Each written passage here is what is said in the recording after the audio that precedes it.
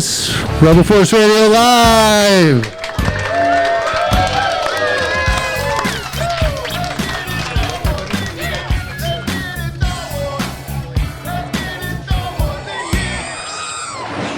small rebel force has penetrated the shield and landed on Endor. This is where the fun begins. A long time ago, in a galaxy far, far away. This is Rebel Force Radio, your source for the Force. Star Wars news and commentary With Jason Swank and Jimmy Mack. I've seen Star Wars 500 times. Star Wars #1! This station is now the ultimate power in the universe. I suggest we use it. Now it's time for Rebel Force Radio. We would be honored if you would join us.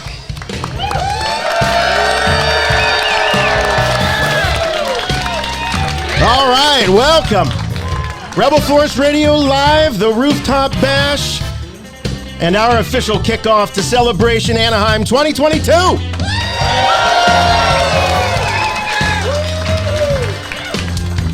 So great to be with you. Thank you all for being here tonight. Really, really appreciate it. It's finally here. Chut-chut! We get a chut-chut. Now, it's great to finally be together again after a very, very long wait. And, when it's finally here, you start to think, oh, yeah, that's what we want. Drinks. That's no moon. It's an adult beverage. Cheers. I was about to get sentimental for a moment. Now I just wanted to say that, after this long wait, it's, you think back about what we've all been through the last 3 years as individuals and families and as the Star Wars community, but it's amazing to be back and I think more powerful than we could ever imagine. This is a really incredible group. I think this is by far the best looking Bash audience we've ever had. And how about this venue? Yeah. Let's hear it for the 5th.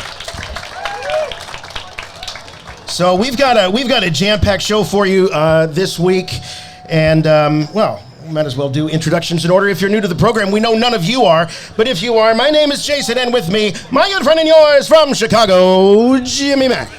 Hey, Jason, hey, Star Wars fans. So happy that you guys are here with us, and we are finally here in Anaheim, California, after this thing has been postponed like a couple of times now, and prep for 3 years for a single event. Well, we're finally here, ladies and gentlemen. We're here to have a great time, Star Wars style this week. The convention officially kicks off here and now on what I consider to be the podcast stage. So thank you very much, everyone, for coming out. And man, there's been a lot going on since the last Star Wars celebration in Chicago. Yeah, I was thinking about everything that is new. I mean, we've had 2 seasons of The Mandalorian. We've had a season of Book of Boba Fett. Yeah, Boba Fett fan over there. I know why. I think I know why. And in Bad Batch, we had a season of Bad Batch in there, and soon to be 2 seasons. What have I missed? The final season of the Clone Wars. And the final season of the Clone Wars. That's right. Season 7. You're not clapping because it's over, are you? You people. No, because it was so amazing. It was so amazing. Who'd like to see another season of the Clone Wars? I think something tells me we're going to get maybe a glimpse of the Clone Wars in a roundabout way in Kenobi. We'll find out. But another thing that we're celebrating is the 45th anniversary of Star Wars. Happy birthday, Star Wars! It was 45 years ago today when fans first saw that Star Destroyer fly across the screen to open up the film and blow minds. I didn't see the movie until like August that year. I was kind of late to the party. Yeah. But it was great, and I still feel the same way I did in 77 sometimes when it comes to Star Wars. Brings out the kid in me. It's a fountain of youth. Star Wars is I was negative 3 months old. So you were the kid who was crying in the back of the theater during the whole screening. Well, I mean, it is, as we mark these Star Wars anniversaries and birth dates, it's tough for me because I'm going to be 45. Star Wars is 45. I'm going to be 45. He's a Thank 77 you. child. I am a child of 77. But I love that because, whenever I write down that year, date of birth, 1977, I'm like, yeah, how fitting. How fitting that I was given life at the same time as Star Wars. That's right. Year. But let's get to it because this is the 13th Star Wars celebration. And what is it? 14th. 14th. Well, I guess my But math who's was counting? Are you? Well, let's bring him up. We've got our first guest here. And since he's heckling us from the crowd, we might as well bring him in. Ladies and gentlemen, this is a man who has been with us for many, many RFR bashes. And he is a man who has been with all of us for most of our years as Star Wars fans. The greatest fan ambassador of all time. From Rancho Obi-Wan, Steve Sansweet.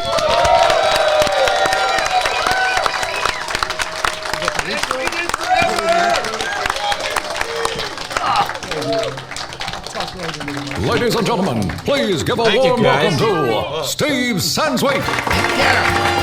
We got to make it official. Let's see, the great Tom Kane, ladies and gentlemen, with that introduction. The crowd goes Tom's what? Voice. Yeah, it is, isn't it? Oh my God, Tom Kane, what a great guy. And his voice will be heard forever. Thanks to all the great work he did with Star Wars. And of course, you've done so much great work with Star Wars. A lot of us probably wouldn't be here today if it wasn't for you. You were there at the very beginning of Star Wars Celebration. You nurtured it. With this guy sitting down here. Yeah, we'll be getting to him. Yeah. Don't you worry about that. But we have some grizzled veterans here from behind the scenes at Star Wars Celebration.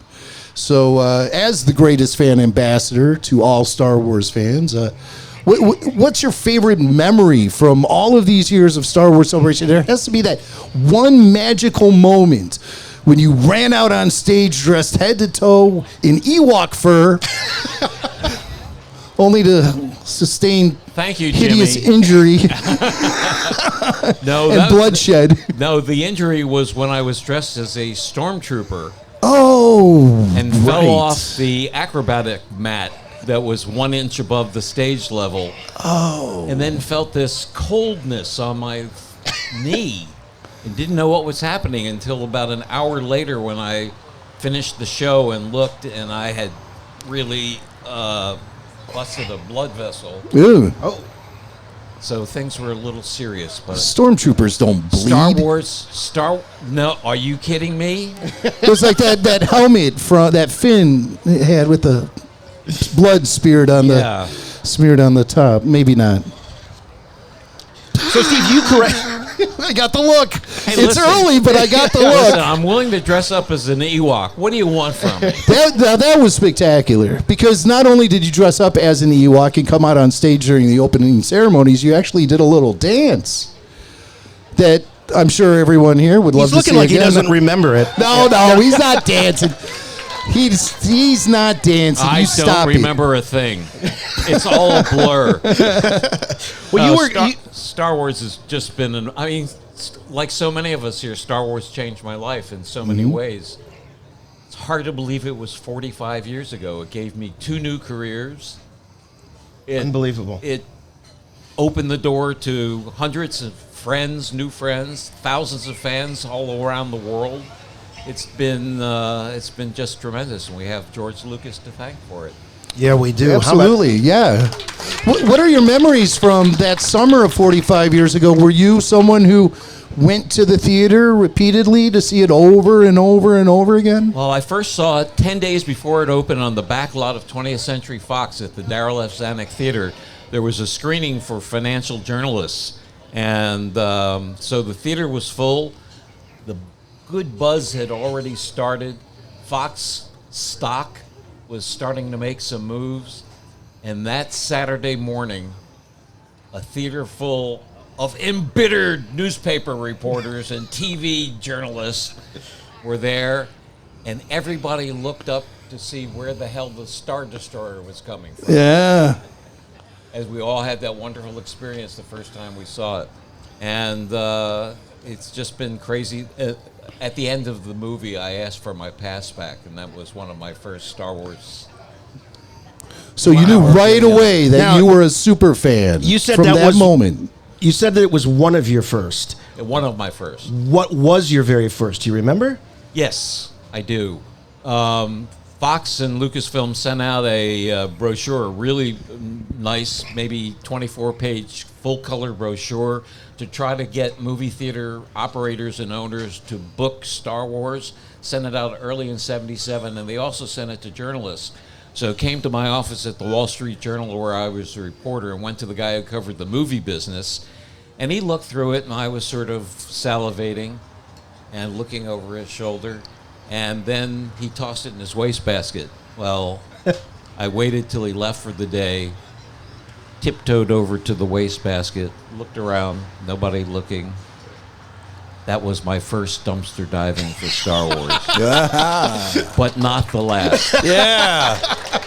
And now there's an entire facility in Petaluma, California, dedicated to all of your dumpster dives. All of my dumpster dives and all of my income for 45 years. And at least you have a monument, sort of, to all of the money that you've made over the years, right? Well, no, he's talking about the money he spent over the years. I know, that's what I'm talking about. Oh. A lot of people, it comes and goes. He's actually has tangible proof of the money he spent.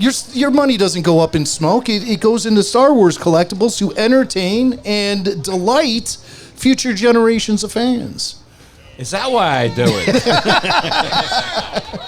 Absolutely. Yeah. No, well, we're lucky that's one of the reasons why you do One it. of the reasons. Well, we've got 9,000 square feet at Rancho Obi-Wan. We've got another 7,000 square feet in an off-site warehouse, which is getting very full. And we're working on our strategic plans for the next 5 years. Excellent. Good Who for here you. has been to Rancho Obi-Wan? Let's hear it. Who Thank you wants to all. go to Rancho Obi-Wan? Everyone wants to go. Y'all come. Everyone, go to ranchoobi-wan.org, become a member, and make that trip to Petaluma, California, and visit the world's greatest Star Wars collection under one roof at Steve Sansweet's. We just had a couple from Cincinnati who flew out, and it was their anniversary, and the gift from the wife to the husband was the trip to Rancho Obi-Wan. And by the way, we're going to spend a couple of days in San Francisco too. Oh my gosh! Wow, that's fantastic. But the main reason was to come and visit Rancho, and that just gave me such a great thrill. Yeah. And it's been super. Now, was the wife into the tour? Was she into it? Oh, yeah. Oh, great. Well, I love we that. often find out when there's one person in a couple who is really the strongest fan, and the other one goes to sort of humor them. Yeah. That they Yeah. they both really get something out of it. And I can't tell you how many non-collectors we've had who were with their spouse who collects saying, "At least he's not this crazy." That is true. So if you have a spouse or partner that's giving you a hard time about your collection, go to Rancho Obi-Wan, take them with you, and say, "See, honey, it could be a lot worse." It works. It really works. I got a question for you, though, Steve. Obviously, it's great to have the internet because we can pass communication back and forth so quickly. But it does sometimes tend to, bubble up some of the negative ideas and thoughts that we have. And, being a collector, especially these days with supply chain shortages and exclusives for retailers and all that goes on, it gets very frustrating sometimes. And as the king of collectors, how do you keep it fun? How do you keep the right fun perspective on collecting? Good question. Well, I keep a perspective on it, and it's what I tell people who are just starting out in collecting, especially kids. Buy what you love. And that has been my philosophy for at least the last 15 years, where I've really gone in and specialized in art and fan-made objects, art figures, just quirky things. I mean, I love the fact that Lucasfilm has let people play in George Lucas's sandbox for all of these years and doesn't go out like some other movie studios used to and sue and shut people down. I mean, there's some of that, but for the most part, Star Wars fans are so creative, unlike fans of any other genre movie. I agree. Yeah. They just take it into themselves and give back to other fans too. Yes. And if you can't find what you love, learn to love something else. right? There's so many entry points into Star Wars. It's the merchandise, the movies themselves, the television shows, the comics, the books, you name it. You've got a lot of great stories with people coming out to Rancho, and a lot of them can be quite emotional. But was there ever that one you thought, this one's really for the books? I don't think I'll repeat it on the air. Yeah. It wouldn't be a Jimmy Mack and Wendy Snyder visit in the past, would it? I mean, well, those are pretty crazy. Those are indeed insane.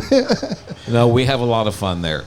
And I want to invite everybody who is going to Celebration, which is most of you, to come up on the 3rd floor at Celebration, room 304B. We have the most fantastic Rancho Obi-Wan Saga Museum exhibit that we have ever put together. And we have done it with 4 of our directors, Gus Lopez, Duncan Jenkins, Lisa Stevens, and our ex officio director, Vic Wirtz, her husband. And we have combined the collections of all 4 of us, and we have an exhibit called Boba Fett to Bo-Katan. And it is truly amazing. You're going to see more stuff from the early days of Boba Fett to the Mandalorian. Daniel, you must come up and see it. You'll love it. You've got a lot of Daniel Logan stuff there. Yeah, we got a lot of Daniel Logan here with us tonight. Right here. Yeah, baby. My man. Now, Steve, is that the first time that you've done a collaborative display? Absolutely. And I mean, we got to talk with our directors. We do, we're sort of looking out to the next 5-10 years about what Rancho Obi-Wan is, where it wants to be, and what we may be doing in the future. And we said, well, let's try, then we're going to concentrate on The Mandalorian. It's so popular among fans. And Boba Fett, of course, has always been popular among fans. And we all have pieces of the story. Yeah. So let's combine all of those pieces. So it was a lot of work. Ann Newman, who's the president and chief executive officer of Rancho Obi-Wan, has spent the last 3 months really solid after we sort of thought this through and worked on it to put this together. And she's there right now, finishing up, putting the display together. It's looking beyond belief. I mean, much more than I thought it would be. And I invite you all to come up and take a look and just luxuriate in Boba Fett and The Mandalorian and see all the merchandise and some props. A stunt backpack from Return of the Jedi, the original Boba Fett rifle from when you saw Boba Fett in the white plastic costume. Wow. Just all kinds of great stuff and weird stuff. Chunky Boba Fett. Hey! Not you, Daniel. All right, Steve, I got to do something that I've never done before, okay? I think this is how you do it. I don't know. Challenge. What's this challenge? I just threw down a Rancho Obi-Wan challenge coin. There, you did that. And let's see if It's right Steve there. can answer my challenge, or he has to do whatever I ask him to next. Is that how it works? I don't know. He has to buy me a drink. Well, How can you turn a challenge coin from Rancho Obi-Wan on me? Oh, wait a minute. Marcus from the 501st. That doesn't count. That doesn't count. Drop this off. No, I promise I won't make you buy me a drink, Steve, but I am going to ask you to do something for us that I can't believe we've never asked you to do before on Rebel Force Radio. What's that? A little something we like to call... Can I keep fully clothed? Because otherwise it'll be very... Well, you'll be the only one, but whatever. It's a little something we like to call... The Yoda Questionnaire. Yeah. Thank you, Richard. Our listeners know about this. So, Steve, the brilliant thing about this is there are no wrong answers. There are some that are more right than others, but there are no wrong answers. Yeah. And this is a questionnaire. This is a list of questions that we got from the Jedi Master himself, Yoda. He faxed it to us. Yeah. Okay. From Dagobah. He doesn't have email. Yeah. He he's still fax in the fax machine. era. Yeah. Oh, okay. And his faxes, they have that smell that the faxes had. And smells like Yoda. Okay, what's the first question, Jason? Right. Can everyone hear okay? Is everyone hearing us? Okay, all right. Okay. Steve Sansweet. Uh-oh. What is your favorite Star Wars line? Favorite Star Wars line? Do or do not. There is no Very try. popular. very Very good. popular. That's a good one. One time, And my other favorite is, I don't like the sand. that's you're paraphrasing a line there. I don't think that's actual that's not the dialogue. line. No, but it is not. Maybe it was on the cutting room floor at some point. I like your take, But though. yeah, All right. you know that do or do not thing. Wendy Snyder was having a staff meeting, and she wanted to write a memo that really motivated her staff members and stuff. So I said, at the end, put do or do not. There is no try. She's like, that's mind blowing. I love it. It was like 3 weeks later, she found out it was a Yoda quote. She thought you came up with that? She thought I came up with it. Because I let her think that. And then she's like, that's Yoda. And I said, yeah, but it's still a great line, right? She's like, yeah, it worked. Yeah. Yeah, the staff was performing up to 30% better than they were, which means they were Are you performing taking credit at 30%. for that, too? No. Okay, all right. No. Okay, Steve Sansweet. What is your least favorite Star Wars line? Is it that one line of dialogue that just every time you hear it, you say, Kind of cringy. The dialogue. sand line was pretty good. Yeah, you should. But that's your second favorite, so. No, Yeah. it's my most unfavorite. All right, okay. Then Okay, we'll so accept sand. that. We'll accept that. It gets everywhere. It gets everywhere. It's close. It's all right. rough. Gets everywhere. Steve Sansweet, what Star Wars moment always makes you smile? No matter how many times you see it, it always puts a smile on your face. Always puts a smile on my face. Yeah. He's thinking about it. When we enter Watto's junk shop, because it reminds me of my early collection. I love it. And what Star Wars moment makes you sad? You were my brother. Ooh, the I loved heartbreak. you! The heartbreak of the Yeah. friendship disintegrating there on the lava Melting. of Mustafar melting. No, that was like the one moment in all of the first 6 movies that really did bring a tear to my eye. I mean, Ewan did such a good job in that. It was Revenge of the Sith. Yeah. All It right. was, it was designed to give us that moment, you know? And even to a guy like you who knew a lot of what was going on behind the scenes, it still was able to elicit that reaction I had to from look. you. I had to give out all the photos in advance of months in advance of the movie opening. But yeah, it worked on the screen. All right. Here's one we don't get to very often. This is one of my favorite questions that Yoda sent us. If you had to live in the Star Wars universe, what job would you most like to have? We see a lot of different jobs in the Star Wars universe. Sand person. Suppose that's a job. I don't think the pension's very good, but You could be a museum curator in universe. Ooh, Costantino. Everything you would own would be part of your Star Wars collection. I mean, everything. I think I'd want to be a Gorg monger. A Gorg monger, like the guy who was selling Gorgs. The guy? Or, well, I guess that was She was a Gorg woman. she was a Gorg woman. What are you talking about? I don't know what you're talking about. I really It's don't. Mos Espa during the Phantom Menace. Jar Jar, Anakin, Yeah? Qui-Gon, they were walking through the marketplace. Jar Jar sticks and his Jar tongue Jar out. sticks his tongue out. That's a Gorg. That frog And is the, a and Gorg. the Gorg ends up in Sebulba's whatever Yeah. he's eating. Okay, Yeah. all right. Wow, that's a deep Yeah, cut, yeah. Steve Sansweet. Well, with the because job. I think I would get fed nicely. All right, and what job in the Star Wars universe would you least like to have? You'd never want to go near this kind of job. Worst job ever. Director Yeah. of fan relations. Maybe that would be On the Death Star? I'm kidding. Don't groan. Jeez.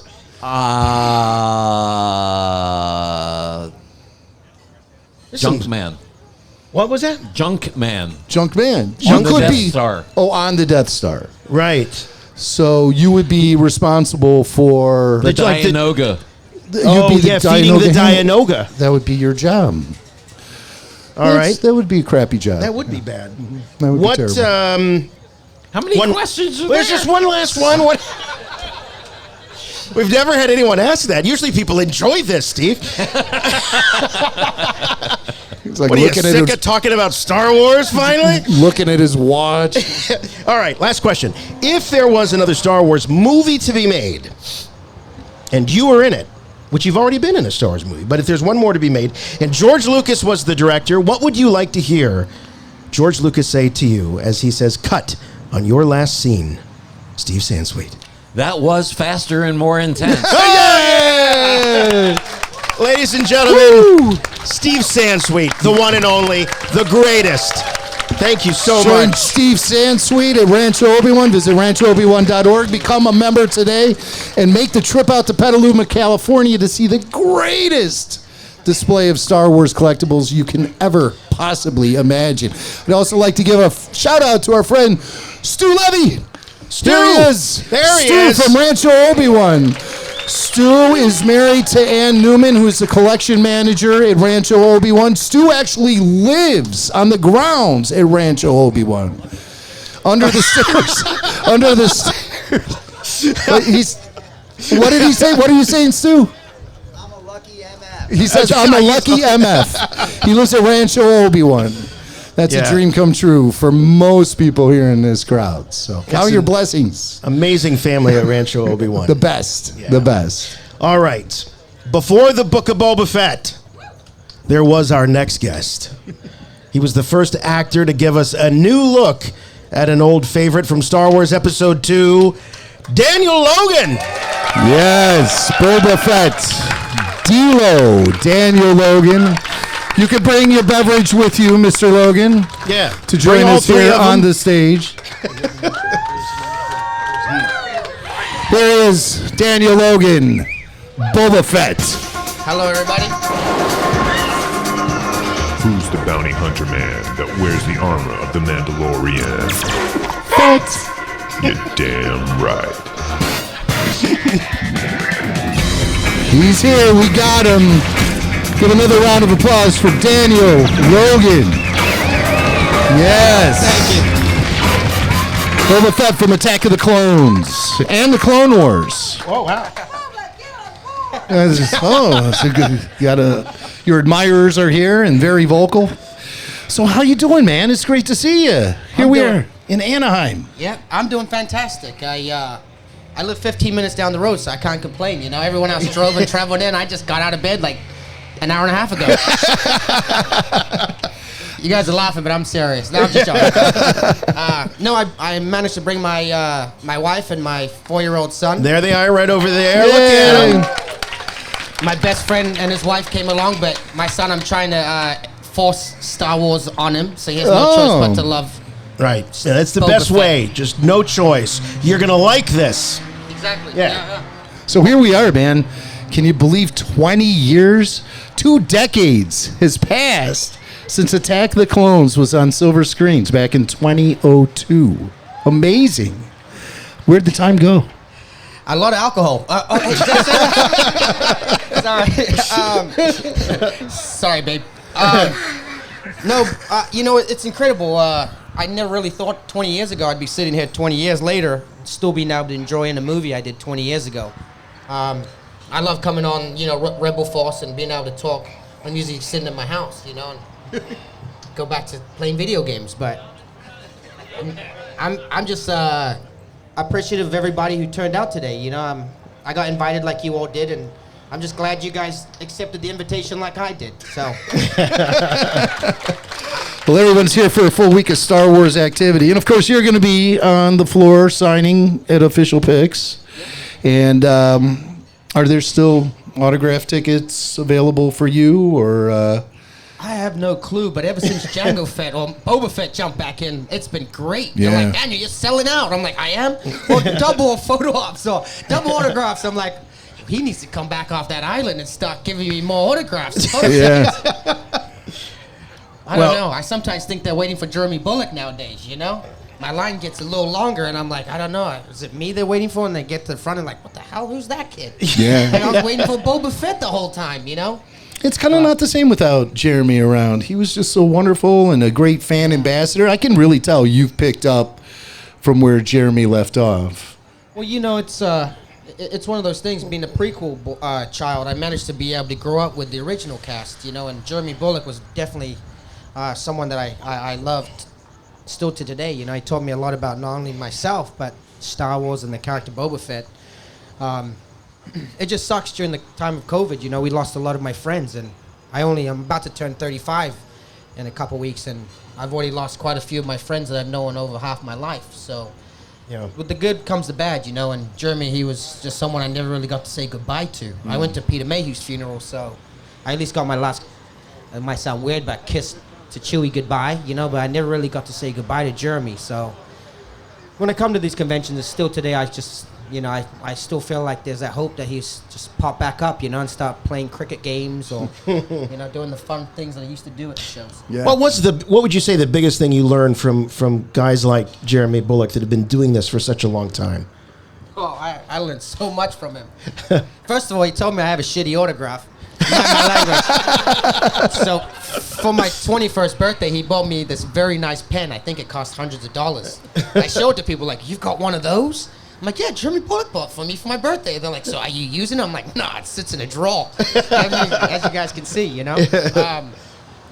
But he taught me really how to be an ambassador for not only Star Wars but Boba Fett. I mean, if you guys saw, you'd go meet the Darths.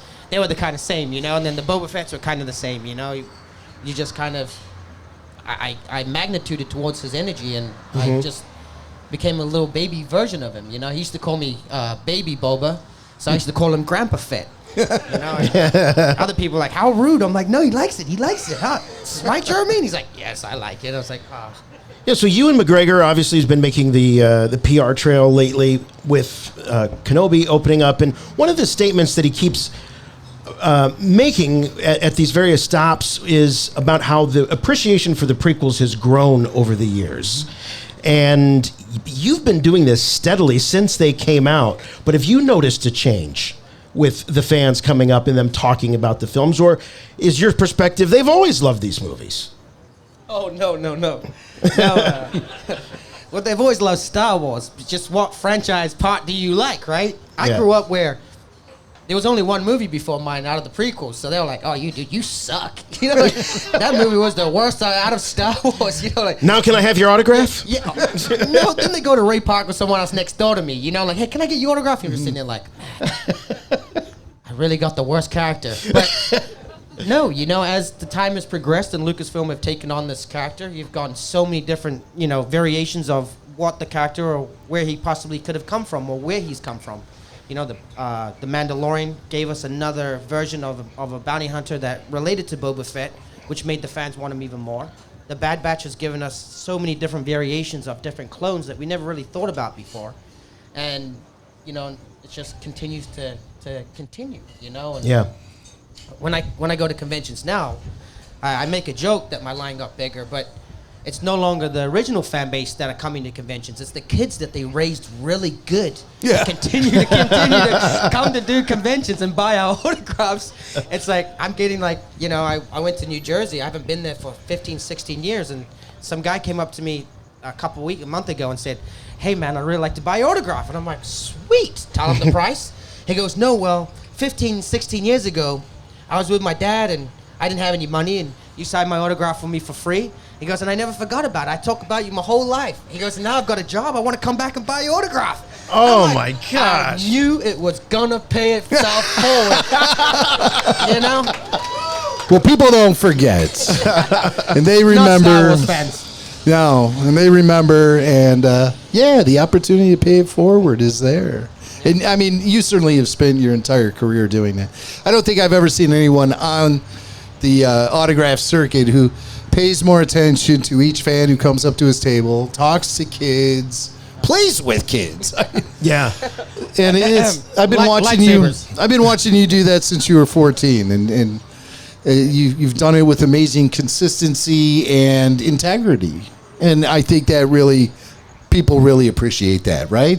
Am I right? Yeah. That's why they love you. I used to have a lot of energy, but my little son now is taking it all from me, you know? So I was like, no, I'm always going to have energy. Yeah. Yeah. He's proud of that. Yeah. Daddy's tired. You're going to show Daddy how it's done. That's right. Is it cool? He is so cute. Is it cool having Boba Fett as your dad? Is it cool? Yeah, that's a big smile. The smile says it all. That says it all. Yeah. One day we'll teach him the yip line, right? Oh, Dad, Tonwee's here. You could do that line. Look at the face. You should have seen the face. Tell him about the costume. What's the story about the costume? So my wife has been working very, very hard for a couple months now and has made a young Boba Fett outfit for my son. Oh. Yes. Oh. A young Boba. Yeah, so yeah. He basically stole my life. He looks just like me. But so, because he's very shy like his mother, you might not be able to tell. I said to her the other day, which got me in trouble, have you ever thought about the 2 months or 3 months you've been working on this thing? What happens if he doesn't want to wear it? Because you know, like a 4-year-old, they're like, not that today, blue t-shirt, you know? Oh, yeah. So she could see she kind of got sad. And she's like, I have thought about that. And I was like, end of discussion. But yeah, so my little son's going to be dressing up as little Boba Fett. I've kept him offline just because I just figured that he like his own personal life. You know, I kind of got thrown into it. And I grew up without social media. So when I was in Star Wars, there wasn't no MySpace or Facebook, you know, to be able to take your life from you, you know. And right. You can look at my life, just go on Google and search certain year, and you'll see a different hairstyle, different clothing style. Oh, I was doing all kinds of Google image searching on you earlier today. Yeah. That's the worst. I'm like, your whole life is on Google image search. Yeah. I never thought about it 20 years ago. I'm like, yeah, take a picture. Put it online for us, all right? You could do a flip book probably of almost every weekend of your life. So that's Daniel Logan done this year. It's only 2 seconds long. It wasn't very popular. Well, you know, speaking about being online, putting yourself out there, you certainly have done a great service for fans, collectors with your bounty boxes. Yep. Has anybody taken advantage of Daniel on Facebook and ordered some merch from him? Yeah, she takes advantage. It's so much fun though because you're out there, you're online, you're telling stories, you're selling pieces of merchandise from your personal collection. Because over the years you've amassed so much stuff that you almost need another house to put it all in. So the office is packed. I'm hearing. She says no, we're not Steve? gonna. That's why I needed a supporting wife, Steve. We'll have maybe you could open Rancho Obi-Wan South. Rancho Danny one. Danny one. Yeah. I'm going to have only one collectible left once my wife has me sell all the rest. No, we, during the pandemic, I was working on one of my my properties, but I had to move all the toys from England to New Zealand, to the United States. So my wife, I was like, hey, can you help me find myself a little container ship? She's like, well, how big do you need this thing? 10 foot, 15? I'm like, I think it's going to be more like 40 foot. She's like, you're joking. And I'm like, no, I'm not joking. I've got quite a bit of stuff. She's like, well, you need to itemize this. And I'm like, itemize a 40-foot container? Do you know how much Star Wars stuff is in that thing? Like, I cannot itemize my container. She's like, well, it won't get on the water until you get it itemized. So I just made up a list. I'm going to be honest. You just started writing things down. I stole my own collection 8 rocket-firing Boba Fett's. 10 vinyl cape Jawas, whatever. That's Steve's collection. Yeah, that is Steve's collection. I got more modern, you know, like Ahsoka's, 501st Troopers, right. You know. I like my modern. Yeah. Yeah. Well, he's on Facebook at facebook.com/bountyboxes. And go check out Daniel.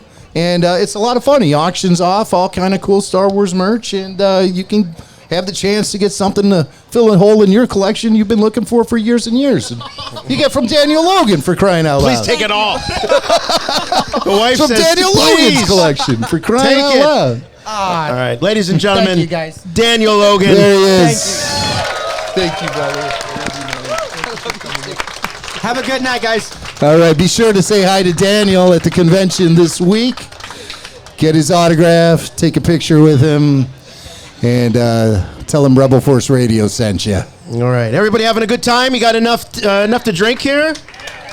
Yeah, the bar is open. We have Baby Yoda margaritas. How are those going down? Pretty well? We have blue milk cocktails, and that's no moon. It's an old-fashioned. All right. And it's going down really well, too. Got another guest here for you. You know, from fanzines and newsletters to Star Wars Insider, and at the time, the largest gathering of Star Wars fans back in 1999. Ladies and gentlemen, the godfather of organized fandom, Dan Madsen, ladies and gentlemen. Dan Madsen. You also know him as Dam's Dinner from Star Wars Episode 1, The Phantom Menace. He'll handle your Cadu.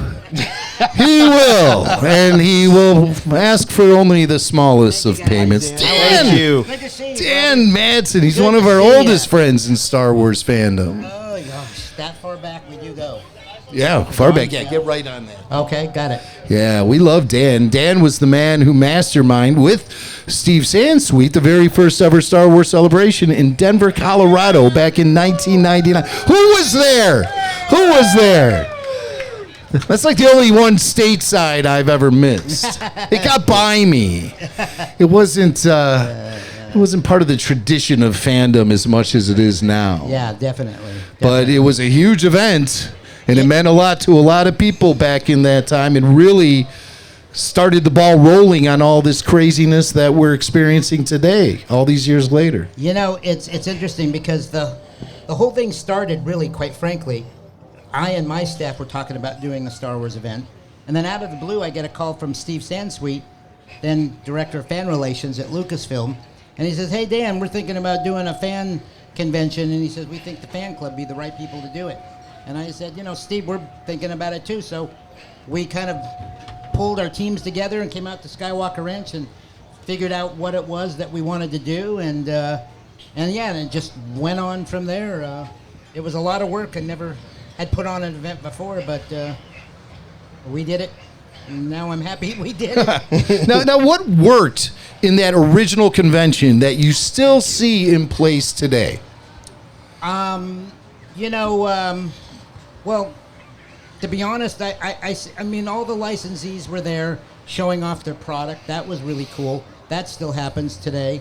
And just, you know, the camaraderie of the fans. You know, if anybody here that was there or has read any of the articles that have been done on Celebration 1, we had the worst rainstorm in Denver history over in 100 years. Right. On the weekend, we were doing Celebration.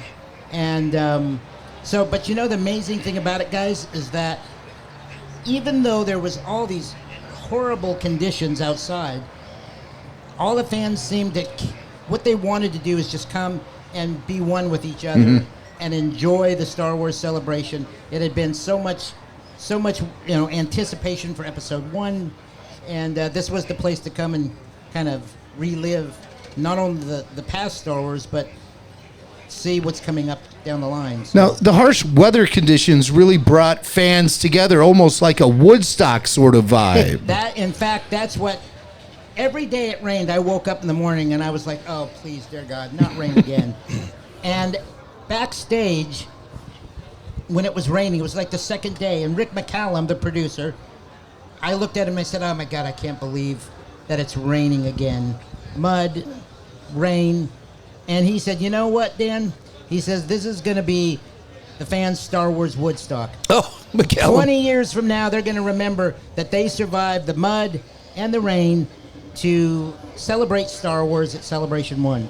And you know, as time has gone on, that's absolutely true. And one of my favorite memories of Celebration 1, as I was standing over by the main hangar where we really had most of the fan celebration going on, there was the main tent, and people were standing in line to come into the main tent for the main activities, and the line was going all the way down past the tent, way down the line. They were all getting rained on, and I was like, oh my God, I can't believe this is happening. And out of the tent, I see Anthony Daniels come in his gold jacket with an umbrella, and he walks down the entire line saying hello to people, thanking them for being there, and he really saved the day. Wow. He saved the day on that. And that's something he traditionally has done at subsequent Star Wars Celebration conventions. Absolutely right. Absolutely right. There was some, I was noticing there was some guy on Twitter, and he said, "This is my first celebration coming to this one." He says, do you guys have any advice? And I said, yeah, if there's anything outdoors, make sure you bring an umbrella. There you go. Dan, why was it that it seemed to take a while for Star Wars to have those kinds of regular conventions like that other franchise we won't name right now? No, I'm a big Star Trek fan, as I know you are as well. But why, there was that 10th anniversary convention that's kind of like the missing Star Wars celebration. Celebration 0.5. Zero. Yeah. But why was it that it took so long for this to become a regular thing when other franchises have done it for, a lot longer? Well, I don't know. That's a better question for Steve Sansweet. As far as I know, I mean, we thought that there should be something official for Star Wars as the new prequels were coming about. So we really felt that it was time to do something. And, it's interesting you were talking about that original Star Wars convention, because that was the convention where we announced the relaunch of the Star Wars fan club. We came there, we had a table, we were promoting the new Lucasfilm fan club. Yeah. So we were there, and that was where we launched the entire thing. And so I have a lot of fond memories of that convention as well. Sure. And it's the only convention and the only time, speaking of Star Trek, that Gene Roddenberry, the creator of Star Trek, and George Lucas got to meet each other and shake hands on stage. It's the only time ever. And so, whose camera was there? Yeah. For all we know, you're the only one who actually snapped a pic of that historic moment. I can't imagine there weren't other people there doing that, but no other pictures have come to the... So if you Google George Lucas meets Gene Roddenberry, you will see one photo, and it was taken by Dan Madsen. It's absolutely It was extraordinary. A legendary moment. I know everybody thought it was, these two amazing, huge franchises, and here's the creators of both of them meeting on stage. Were you able to eavesdrop on any conversation that was going on between the two? No? No, I think Gene said, "Live long and prosper," and George said, "May the force be with you." Yeah, there's a pretty cool dude there. I like to think so. So when you see, as Steve mentioned earlier, this is the 14th, and I'm assuming that's because when Jimmy Mack was putting the show notes together, he didn't count that very first I didn't. Were you Star counting? Wars celebration. No, he wasn't. He wasn't counting. No. So you're really wrong. So I missed one. But you said it was Star Wars Celebration 0 or 0.5. What's so odd about that one was we didn't have the internet, so I didn't know that it had happened or that it was happening until it had already happened, and I saw it in Starlog magazine or something like that. So there was really no way to really get word out other than those fanzines and things like. It's a miracle anyone showed up, is what I'm saying. Yeah. No, and 10th anniversary of Star Wars. When we did Celebration 1, there was not the internet, so we advertised it in the Star Wars Insider magazine. Yeah. And we sent out flyers and notices to all the fan club members that were in the club at that time. So yeah, but we didn't have the benefit of the internet to go out and tell everybody. So, and we still got between 20 and 30,000 people that came to that. And, we had, I don't want to make a dark side picture of this, but, it wasn't this recent school shooting that just happened yesterday, I think, the day before. Yeah, right. It wasn't lost on me that there was a horrible school shooting right before a celebration. Right. And it kind of gave me a sick feeling in the stomach. Yeah, of course, because you guys had to negotiate the Columbine fallout. Oh yeah, it was a big deal. We thought it was going to get canceled at one point. At any rate, it's such a joy to see this thing have been continued throughout all the years and see how it's grown and how big it's gotten. I never imagined that after that first one there would be any others. I really didn't. But it's beautiful to see what we got now, and this is an example right here, watching us. And you're the guy who started the dominoes falling. I mean, you're the one who made it happen. Yeah. We owe this. Well, let's face it, we really wouldn't be here if it wasn't for guys like Dan Madsen, Steve Sansweet, trailblazing and making this become the institution that it is now. Yeah. I mean, my goodness. It's legendary, what's happening. with Star Wars celebrations now. For sure. It really is. So Dan, if you had to kind of go back and tell various stories and things like that, we've suggested here on this show that one way you could do that, other than just having your own podcast on Rebel Force Radio, might be to write a book. Because you have seen a lot, and you are doing that. I'm working on a memoir. Yeah. It's scheduled to come out next year, and it's going to have all kinds of interesting behind-the-scenes tidbits about Star Wars, my life with that, celebration, my life with Star Trek, my life with Back to the Future and Lord of the Rings, which was all part of the fan club empire I ran for a while. But it's mostly about Star Wars. And I've got a lot of great stories that I've never said, never told anyone. I have some pictures that have never been seen before. So next year when this comes out, I hope I'll come back and we can talk about it. Will you promise? Sure. You'll come back and we'll talk about it. All right. That'd be great. All right. Well, I'm going to be first in line to read that book or listen to it. I hope you do an audio version. That would be great. Because I want to hear you do it. Don't hire one of those voice people. We want to hear you well, you know tell what? the stories. I've actually talked to Anthony Daniels, and he suggested okay, well, if you can get Anthony Daniels... Now we're talking. That's a different story. And of course, Anthony Daniels himself had so much to do with the actual planning and preparation for that first celebration. There were 3 people who really had something to do with the whole first Stellar celebration.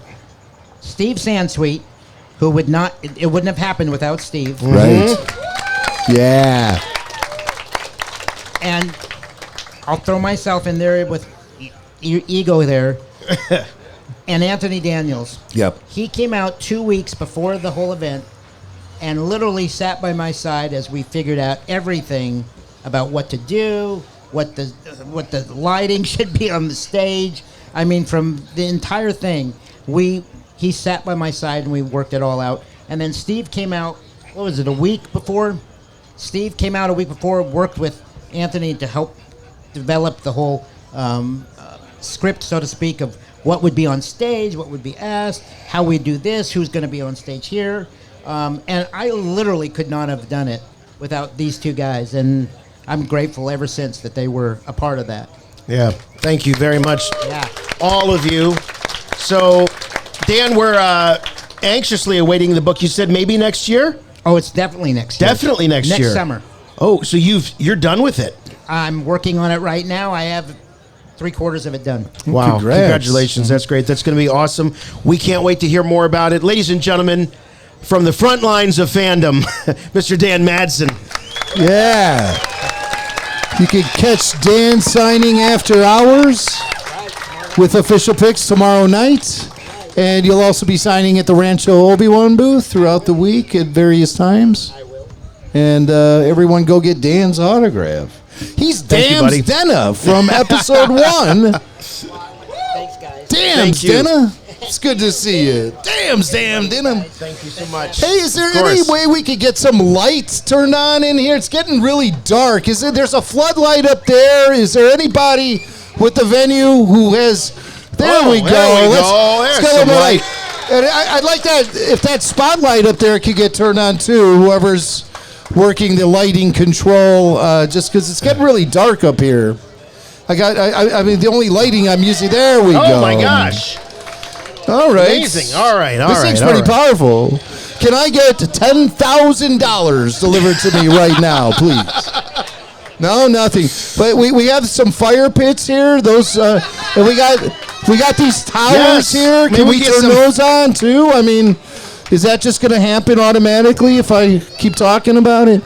But this is kind of cool out. Yeah, I see. So one over there is on.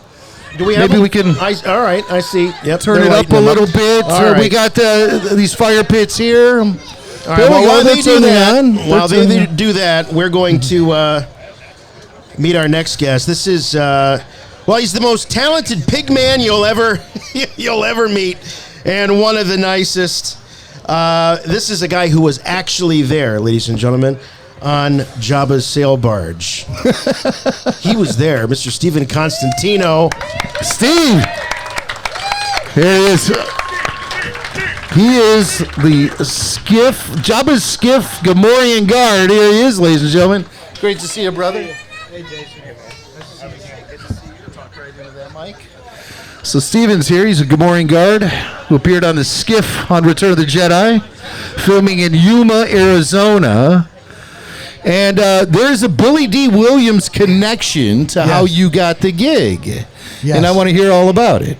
Well, he is the end-all connection. Well, the end-all, of course. I had a band with Corey D. Williams, Billy's son. Yep.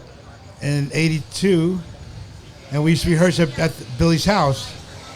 And he was very supportive of the music, and he came in one day, I think it was April of '82, and he said to Corey, "Would you like to stand in for me? Because they look so alike, you know." And so Corey was a little adamant because Corey's a musician like myself. And we were kind of on a creative high, and Billy kind of looked at me and they said, "Well, why don't you come along, bring a guitar? There'll be a lot of downtime and you could play on the set." So I went out there and I couldn't believe the magnitude of it. And I got to play music at night while Princess Leia danced, and it was pretty amazing. But I wasn't hired for, a part or anything. So you're just hanging and playing music. Just hanging out. We got there on a Sunday and everyone was off, so I met Peter Mayhew in a hot tub, 4-foot hot tub. Peter Mayhew in a hot tub. Like this. All right. I mean, There's an imagine image. all the Wookiee hair that clogged up the works in that hot Mark tub. Hamill was in Speedos jumping around. Mark Hamill in a Speedo, ladies and gentlemen. And here he is now in his Speedo. Mark Hamill. No, he said it was a little too chilly out So tonight. what kind of party was this? What is going on? This was the first Sunday. Everyone was off at the hotel. Okay. Before we even started. Wow. So let me get this right. You're in a band with Billy D. Williams' son. Yes. Corey D. Williams. And there's an opportunity for you guys to hang out on the set of Return of the Jedi. Well, go as a guest of Billy's, and Corey, well, of course. Corey would stand in for him for the lighting. And so Corey was sitting in. So how do we get to the point where you and Corey both get suited up as sail barge aliens and you appear in action in Return of the Jedi? I'm out there like 3 days, 45 minutes into the desert. Yeah. And the wide angle shots, but nature was a force, and the sand would blow off the barge, and it would just be harrowing every day, and a lot of downtime for actors, just waiting to get everything right. Yeah. And in my head, I'm saying, God, I'd like to help because I'm here so many hours, but I didn't know how to ask because I felt so grateful to be there. Yeah. And so, by chance, Howard Gazanjian, the producer, asked Billy D to dinner. And we were invited to go along. Oh. So that was my chance. And I said to Howard, I'm so grateful to be here. Could I please work tomorrow or work during the week? Put me to work for free. I'm there. Work for free. You 12 hours a day, yeah. Yeah, let's go. With all the amenities, but I was very grateful. But put me to work. Right. Put that pig head on my head. Had no Stick idea. an apple in my mouth. Did you? Did you know what you were signing up for? So anyway, the next day we go in and Corey is Klaatu. Yeah. And then they make me the Gamorrean guard. Yeah. Uh-huh. I put the outfit on. It's 120 degrees dry heat, supposedly. Yeah, right. Like that makes a Blow difference. dryer in my mouth. It cool me off a little bit. And I couldn't see much. My peripherals were off, but I was told to follow the footsteps on the barge. Mm-hmm. And then Luke Skywalker fights. I don't go into the pit, but I get chopped in half. Right. Yeah. It's such a quick scene. You kind of It's very spin. quick. You Yeah. do like a spin, Yeah, right? It's such a quick scene you can't even see. Before VCR, I couldn't even see it. Right. But I tell you what, before I mean, DVD.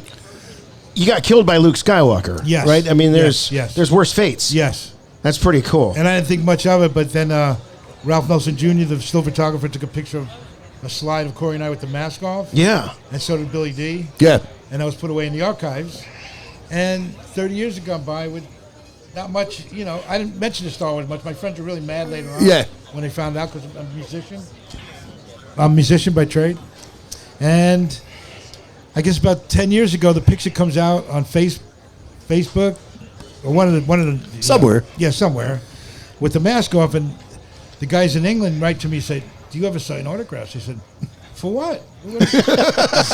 I said, "I thought the stunt guys did all the work and what have you." And then they said, "Well, you got killed by Luke, and we know you're the guy behind the mask." Yeah. And so they sent me a bunch of stuff to be autographed with a check, and I said, "Oh, this is good for my music career." At this point, you know. And you know what? I gotta say, I saw Steven perform in Nashville at ICC Con, and he was with the Con Men, and I just enjoyed that performance, Thank you so my much. friend. I really had a good time at that, and Well, you guys can He play. really Steven's had a good time player. at that. He's And a we good did a guitar Grateful player. Dead, and I don't know if we did a Grateful Dead song. Well, I appreciated that too very much, and I've been in touch with Lee about all kind of stuff since then. Oh, that's great. It's fun to see how we could get brought together through things like Star Wars, and we could get brought together through our love of different music and different bands and stuff. And when it's Star Wars and music together, then usually I'm in the front row. Absolutely. So I enjoyed that very much. Thank you. Speaking of music, Corey is a musician, obviously. Yeah. You guys perform together. Yes. He did the soundtrack for a film called Agent 00 Soul. Do you recall that movie at all? Because Billy D starred in it. Yeah, that I recall when they did that. Yeah. And have you ever seen it? No, I haven't seen the whole thing. I saw told the Billy trailer. D. I told Billy D. Williams the very first time I met him. I asked him about Agent 00 Soul, and he said, "I only took that because my son was doing the music for it." And I said, "Well, I saw it, and I thought it was pretty good." He goes, "You saw that?" Wait. And I Even said- Billy I D said- hasn't seen I it. said, "As a matter of fact, I have the VHS here. Will you sign it?" Billy D is holding it. He goes, "There's a VHS of it?" Are you kidding? I'd like to see that myself. I think you can watch it on YouTube. I think Okay. someone posted it on YouTube. You can watch it for free. Agent 00 Soul, starring Billy D. Williams as a James Bond-esque knockoff character, and Billy D. raps. He does hip hop. Isn't it animation? No, it's live action. Oh, I remember the trailer. You gotta yeah. watch this. I saw the trailer. Yes, they the rap. funniest. It's remember that. amazing. Well, And Billy D's a singer, you know. He's been Oh, singing. yeah. Oh, Well, yeah, we know More about Frank Billy D Sinatra. as a singer. More Yeah. towards Frank Sinatra, though. Yeah, That's yeah. his, He's got But nothing. boy, oh boy, was he surprised when I pulled that VHS tape out. That's unreal. There's a VHS of it. He was like, "Where'd you get this?" I don't think anyone knew it was released. Yeah, right. I'm pretty sure he thought that thing was still in the can and never saw the light of day. And I said, "Oh He's no!" never been up at 3 a.m. just flipping on cable, apparently. Yeah, well, we didn't have Netflix and I said, Amazon and all that. Oh no! I am going to start a whole revolution here of Agent 00 Soul fans. We'll have our own convention. You'll see. You guys can play it. Oh, beautiful. Thank you. But I was just wondering if you actually saw that. But So apparently just a you trailer, but I love to see the. Yeah. It's always a thrill when we get to meet someone who is actually there. You know, we spend so much time watching these films, dissecting them, talking about them. But to meet someone who is there, it's never lost on me what a privilege it is. Thank you. But curious about, you know, the most strong memories you have of being there. I know, especially when you're a costumed character, there's the heat, there's the discomfort, but what really sticks out? What's the most vivid memory you have of being there To in be that hanging suit? with Kenny Baker and Stuart Freeborn in the trailer. Oh, yeah? The What was going on there? Oh, the stories. Just incredible. Stuart was quite a spiritual being. Yeah. And so and Kenny was just, it was like Monty Python live, you know. I mean, Kenny was funny. He was a funny guy. He was a force of nature. He went back to vaudeville days. I mean, talk about entertainment. yeah. He's done it all. He said he'd pull up with his Rolls Royce in England, and it's on the opposite side, and he'd get out and hide. So when the valet would be saying, "Someone just pulled up. Who drove the Rolls Royce?" And they'd look for him, and he'd go around the other side and play with them all the time.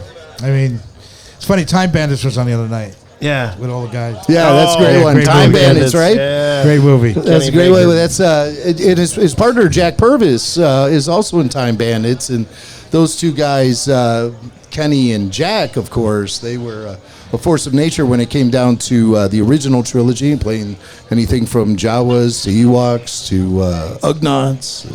You know, it's incredible too is that Billy D was in Bingo Long, traveling also with James Earl Jones. That's right, and Who Richard could Pryor. ever imagine where they would come to? Yeah, You know? right. Billy D. Didn't and they swap James Earl cars Jones. at one point? Wasn't it?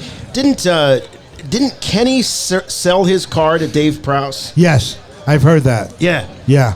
And there I was think Kevin Leal told me that story. Actually. Do you still hang out with Corey?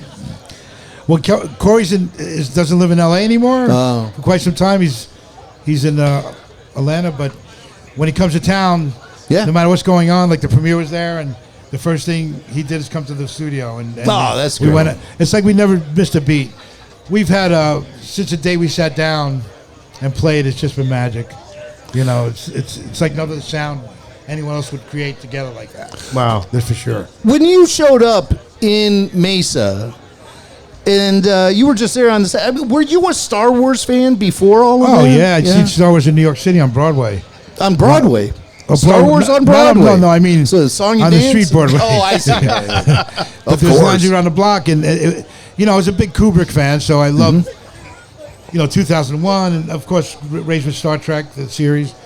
But this is the first time, like George says, it's a soap opera, and you could relate to the characters from otherworldly places for the first time, in a way, right? And the love story that goes. Yeah. So. That's a beautiful thing, but I knew the magnitude by all means. I was just thinking about this the other day. Like, I think we need some more romance in Star Wars again. Like, Star Wars, the original trilogy, you had at first you had kind of the weird Han, Luke, Leia. It wasn't weird at first, but then it got weird. Han, Luke, and Leia triangle once you knew what, went on. Yeah. And then, of course, in the prequel trilogy, you have Padme and Anakin. Then romance just kind of petered out in Star Wars. I want more romance in Star Wars. Yeah, and it's kind of nice with Mandalorian, Boba Fett, what they're doing, because there's no scrutiny involved. They can take any of the literature that's so profound and bring these stories to life. Because the prequels and sequels always had scrutiny.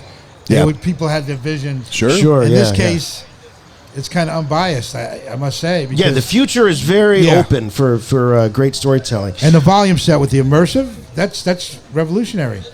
And that's the thing. They can do anything now. Yeah, with the trilogy, that's what fascinating me is the subculture, the builders, like carburetor parts, the stress to make up the guns, all those little things added so much to the heart and soul of the movie and the acting. Yeah. And then I got a little disconnect. Now with the immersive from the guys working on that. It's real for the actors finally. They're in the scene real time. It's very cool. With the LEDs, yes. Very cool. Well, Stephen, it's been an absolute pleasure to get to know you over the course of this last month. Here you are in Anaheim. We hung out in Nashville. And I just kept bragging to my wife. Yeah, I'm hanging out with the Gamorrean Guard. And she was actually impressed. Yeah. Wow. And so I don't know. He's not attractive. He's not really a good guy, but his loyalty. Oh, we got Gamorrean Guard fans the out loyalty, here. Yeah. They love the loyalty of that guard. Yeah. And he lives on, but he always gets killed. So, wrap your head around that. Yeah, exactly. Well, all right, Stephen, it's been a pleasure. Thank you so much, guys. Thanks, I'm man. so happy that you came out here. Constantino, ladies and gentlemen. He's a Gamorrean. He's a Gamorrean. We do have some folks to thank. We can't do these live events without the work. Oh. I hear I guess Daniel Logan is producing the show Kyle now, Newman. and he's going to tell us who our next guest is. Hey, even if it is Kyle Newman, he still has to wait till we're ready for him.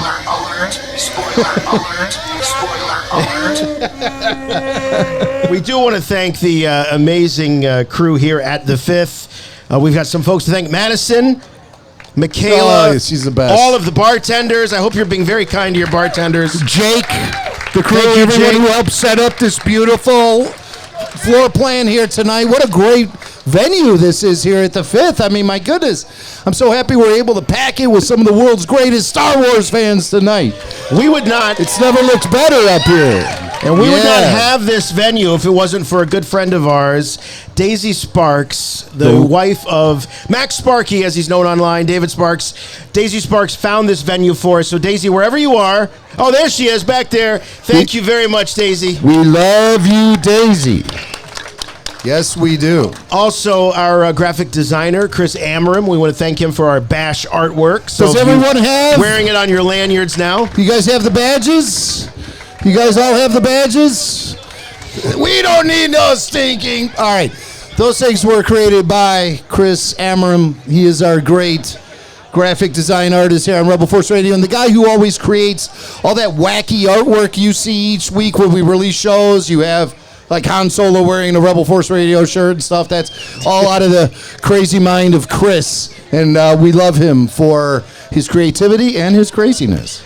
Well, we really want to thank all of you, our Rebel Force Radio listeners, and especially our Patreon supporters. Yes. Patreon, I think you guys account for about half of this audience here tonight, so thank you very much for being there for our us. Our Patreon supporters keep this show alive, and they've created the best community around this show. Well, we have a little something to do with it, but it's really you guys who make it.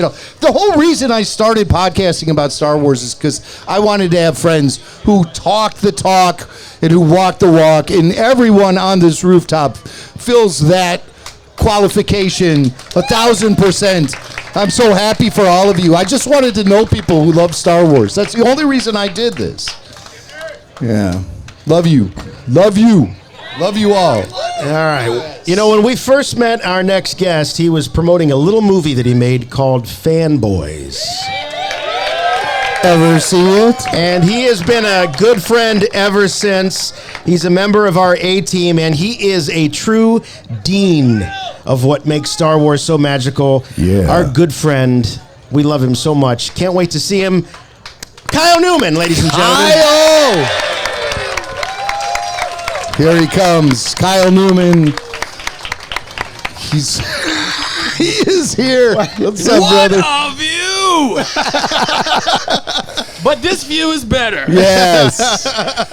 Wow, Star Wars celebration with you guys. No, amazing. Nothing melted in the parking lot. Oh, that's an old story. Yeah, one of the very first times we ever came to one of these conventions, it was in Orlando, and we met up with Kyle as soon as we landed, and we threw all of our gear into the back of his car so we could go to Disney World. Yeah, and by gear you mean me. You threw me in the back. This is back in the days of the cardboard box. And we put all of our equipment in the back of Kyle's car and enjoyed the park and came out to a bunch of melted equipment. Thank you, Orlando Heat. And that really wreaked havoc for the rest of the week. August in Orlando. But the thing that we remember the most is the biggest tragedy of that trip was when Jason had to sit on your lap when we drove back from Disney because we had too many people in the car. And the humidity and heat, when these two guys, with shorts on, we were both wearing shorts. There was a very loud, audible. There's a lot of skin-to-skin contact. It almost sounded like removing wallpaper. It was sticky. It was very outrageous. Sticky. Very sticky. Moist. Like Dagobah. Yeah. Moist. They're like, oh, he's the smallest. He can sit on his lap. Very moist. Very, very moist. But man, it has been forever since we've actually been together. This is nuts. But Yeah. we talk a lot. We do. We talked a lot. We text almost every day. But every day forever, it seems like. But I got to ask, as we're now in the 14th Star Wars celebration, I mean, what jumps out in your mind as you look back on all of these different gatherings of Star Wars fans? It's for me, it's always the community and the friendship.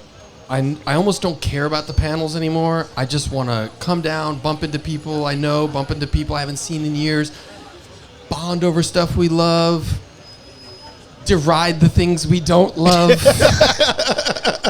Star Wars fans blank. critical? It's Yeah. 3 words. But it's the community, and it's you guys have galvanized it, and I've been listening to your show since, was it 2005? Yeah, It was 6. It was the peak days. Yeah, and long it time. was, I think I did a 3 or 4 parter.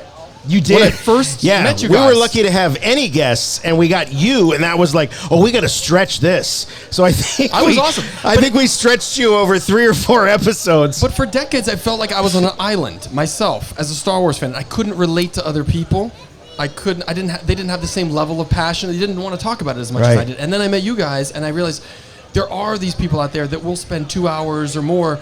They want to hear about what's new in Star Wars. People are like, what could be new on a podcast? You're like, there's so much to talk about every week, and you guys do it. And seeing everybody in person is the best. And I can't wait for my kids to be here Friday and Saturday. I can't wait to pass the baton. Oh, yeah. That's important, just like Daniel Logan has done. You will love Star Wars.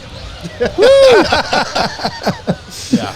People Well, like that's that. wonderful. Seeing Daniel, like the people who make it and love it, Yeah. and are a part of it, doesn't get any better. So that to me, that's the star of Celebration. That's a good point. You've got the people who make it hanging out with the people who love it. It's amazing. It really is. It's unlike anything else. Yeah. It's fantastic. Because they love it too. Right. That's Some right. of my fondest memories. There you go. Some of my favorite memories of these conventions is the Smuggler series we produced, where we remember Smugglers, Smuggler's Bounty, Smuggler's Gambit, and Smuggler's Revenge. And these were brainchilds of Kyle Newman and F.J. DeSanto. And these guys can write a Star Wars story like nobody's business. Well, thank you. And you inspired me to do it. You were doing some. Oh, you guys were doing some stuff on your show with David Collins. I think you did a 5-minute promo. Yep. Yeah. And I think we were like, why don't we do more of this? We have these stories. So I was actually inspired by what you were doing with your audio work and my fascination with audio dramas, and said, let's just team up and do it. Let's go. That's right. You have always been a huge fan of the NPR Star Wars audio dramas by the late great Brian Daley. There's a man who could write the character of Han Solo like nobody's business. Directed by Richard Madden. Yeah, Richard Madden. They're all done at KUSC, I think was the radio station.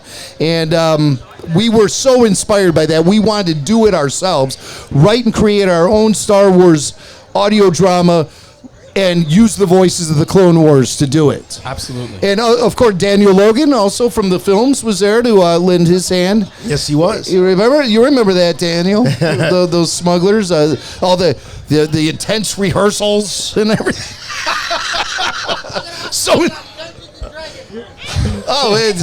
Don't get Kyle talking about Dungeons and Dragons. This is a Star Wars event. We're not talking about Dungeons and Dragons. He's at D&D celebration next weekend. Hey, by the way, we did get a text from FJ. I got it right here. Yeah. So this is on the text ready. We got a telegram from FJ DeSanto. Add some curses. Right, here it is. All right. Guys, Stop. I'm blank sorry. Some family blank and work blank got in the way. Have fun and miss you all, you blankety blanks. FJ DeSanto. Big round for FJ. I wish FJ could be here. We'll have FJ on for one of our Kenobi after shows, though. Yes. FJ is already reserved a spot, and he said, wait, let's let Kyle weigh in on this. He wants to be able to watch the first 2 episodes before he does Prophet or Loser. Yeah. I think that's cheating. What say you? That is a little bit of a cheat. I think if you're gonna do a game called Prophet or Loser, you can't have any information to go on. That's sort of the whole point, right? That's called charlatan. Did Nostradamus work that way? Like, did you know half the story? Don't get wrapped up in the concept, okay? I just want FJ on the show so I can bleep him every 2 seconds. Yeah. By the way, ladies and gentlemen, I've given up on bleeping FJ DeSanto. You're going to hear everything he has to say. We'll put a warning up. And unfettered. Yeah, we'll let the kids put on their Princess Leia earmuffs. There's not enough tone to cover up his profanity in an audio format. But I is ran really out of profane with FJ? It's more just like, it's just like how he talks. It's like punctuation. It's New York colorful. Yeah. So, Kyle, Smugglers was great. And that's always one of my favorite memories from these events. But is there anything else that really jumps out at you? Is like a really strong memory from these? Meeting you at Star Wars Celebration in 2007. Yeah, that was the first time I met you in person. That was, and that I was will there always to be special to me. Initially, promote Fanboys. That's where I first met Dave Filoni. First celebration was 2002. My friend Steve Suhaki from high school's here. We've been to all of them together. Are you here with your high school buddy? Yeah. That's awesome. There he is. Hey, Steve. Where's Steve? Yeah, hey, we know Steve. Yes. We know Steve. We know all these guys. Josh is over there. Yeah, so we drove out from New Jersey to Indianapolis, and we did that one 2005. I was gearing up to make Fanboys. That was special, so I was starting to meet some people at Lucasfilm, and it took on a different context, and obviously promoting the movie. Everyone at Lucasfilm was so supportive. We got to shoot at Skywalker Ranch. So it's all been fused together.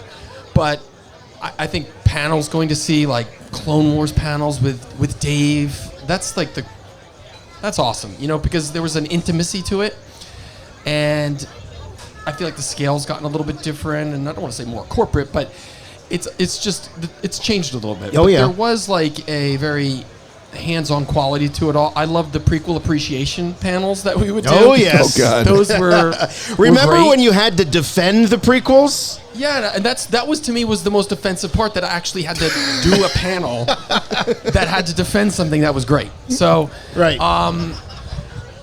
Preposterous, but it had to be done. Well, how do you feel by seeing that general public approval of the prequels has ramped up over these years? When guys like us, we were always sort of championing the prequels. We were. I think the thing is, if you can see the good in it, and of course they have flaws, and they have things that are very intrinsically tied to the era and the technology where they're made.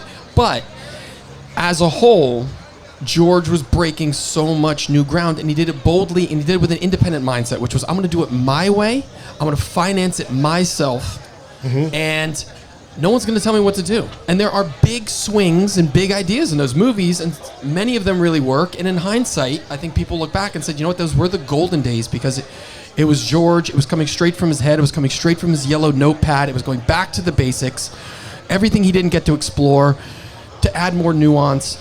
I mean, just the fact that there are eras in filmmaking, like Star Wars: A New Hope changed everything in 1977.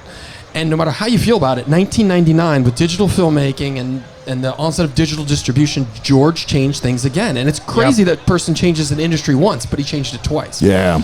And the goal is that Disney will harness what they have in the spirit of George and innovation and change things again. Right. So it's not just like another. Star Wars should be the pinnacle of theatrical entertainment. And I think they're doing a pretty good job on television. So. Yeah. You know, it is funny because you look back at, the prequel trilogy, and yes, of course, it had its critics, but it had a boldness that you just don't see anymore. George took a lot of risks. Some really paid off, some maybe not so much, but the risks were taken. And at least he made an effort, where now everything seems to be very safe, very focus grouped, and qualified before it goes out. That wasn't the case with George, or the prequels probably wouldn't have looked like the way they did. Yeah, absolutely. He didn't need a focus group. He didn't have to beta test it. I think at that point, he was the maker, and it could come from his head. And if he's writing a $120 million check, then he's sure as hell not going to answer to anybody else. And right now there's a committee feel to it, but that doesn't mean it can't be great. And I think we are still seeing great stuff emerging from that. But there's a rawness and a maverick quality to George, which is it's irreplaceable. And I don't know if we're going to ever see that really on movie making at that scale again. It's hard to. The irony is when you look back at the history of Star Wars and how it was done outside of the studio system. In spite of the studio system, George had an aversion to corporations and, people sort of being, for lack of a better term, gatekeepers of the content that was going out. And now it's really on the other side of that, where we're living in a world where our media is very much gatekept by corporations. Yet, I will say with Star Wars and the Filoni-Favreau combo, I feel like they're still pushing innovation through.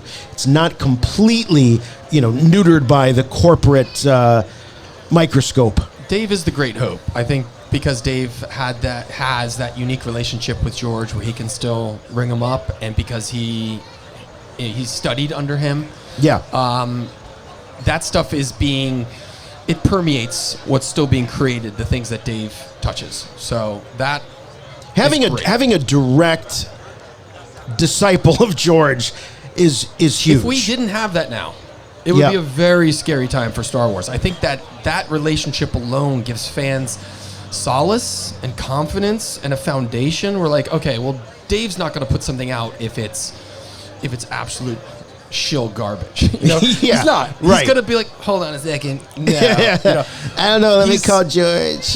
There's that barrier of quality, and I don't know if they even realize that that's what it is. But on a fan level, when I look at something, if Dave's name is on it, I'm like, okay, that's a certain level of quality automatically. I'm entirely convinced. Jimmy Mack has helped convince me that there's something going on the corporate level and there's something going on the real level. On the corporate level, Kathleen Kennedy put Dave and Jon Favreau together, and wow, they were just working on these two different projects. Look how smart I am. But in the reality, they were working together on this stuff and they were talking. So, who cares who gets the credit as long as, Star Wars is great. As long as we're getting good Star Wars, keep doing what you're doing. Exactly. Yes, exactly. that's all speculation, but that's all we want. Of course, it's speculation. Now, Kyle, you have a movie coming out very soon. I do. So tell everyone about it and tell everyone where they can see it. So I have a new movie. It's called One Up. It is a esports comedy. It's really the first esports fiction out there.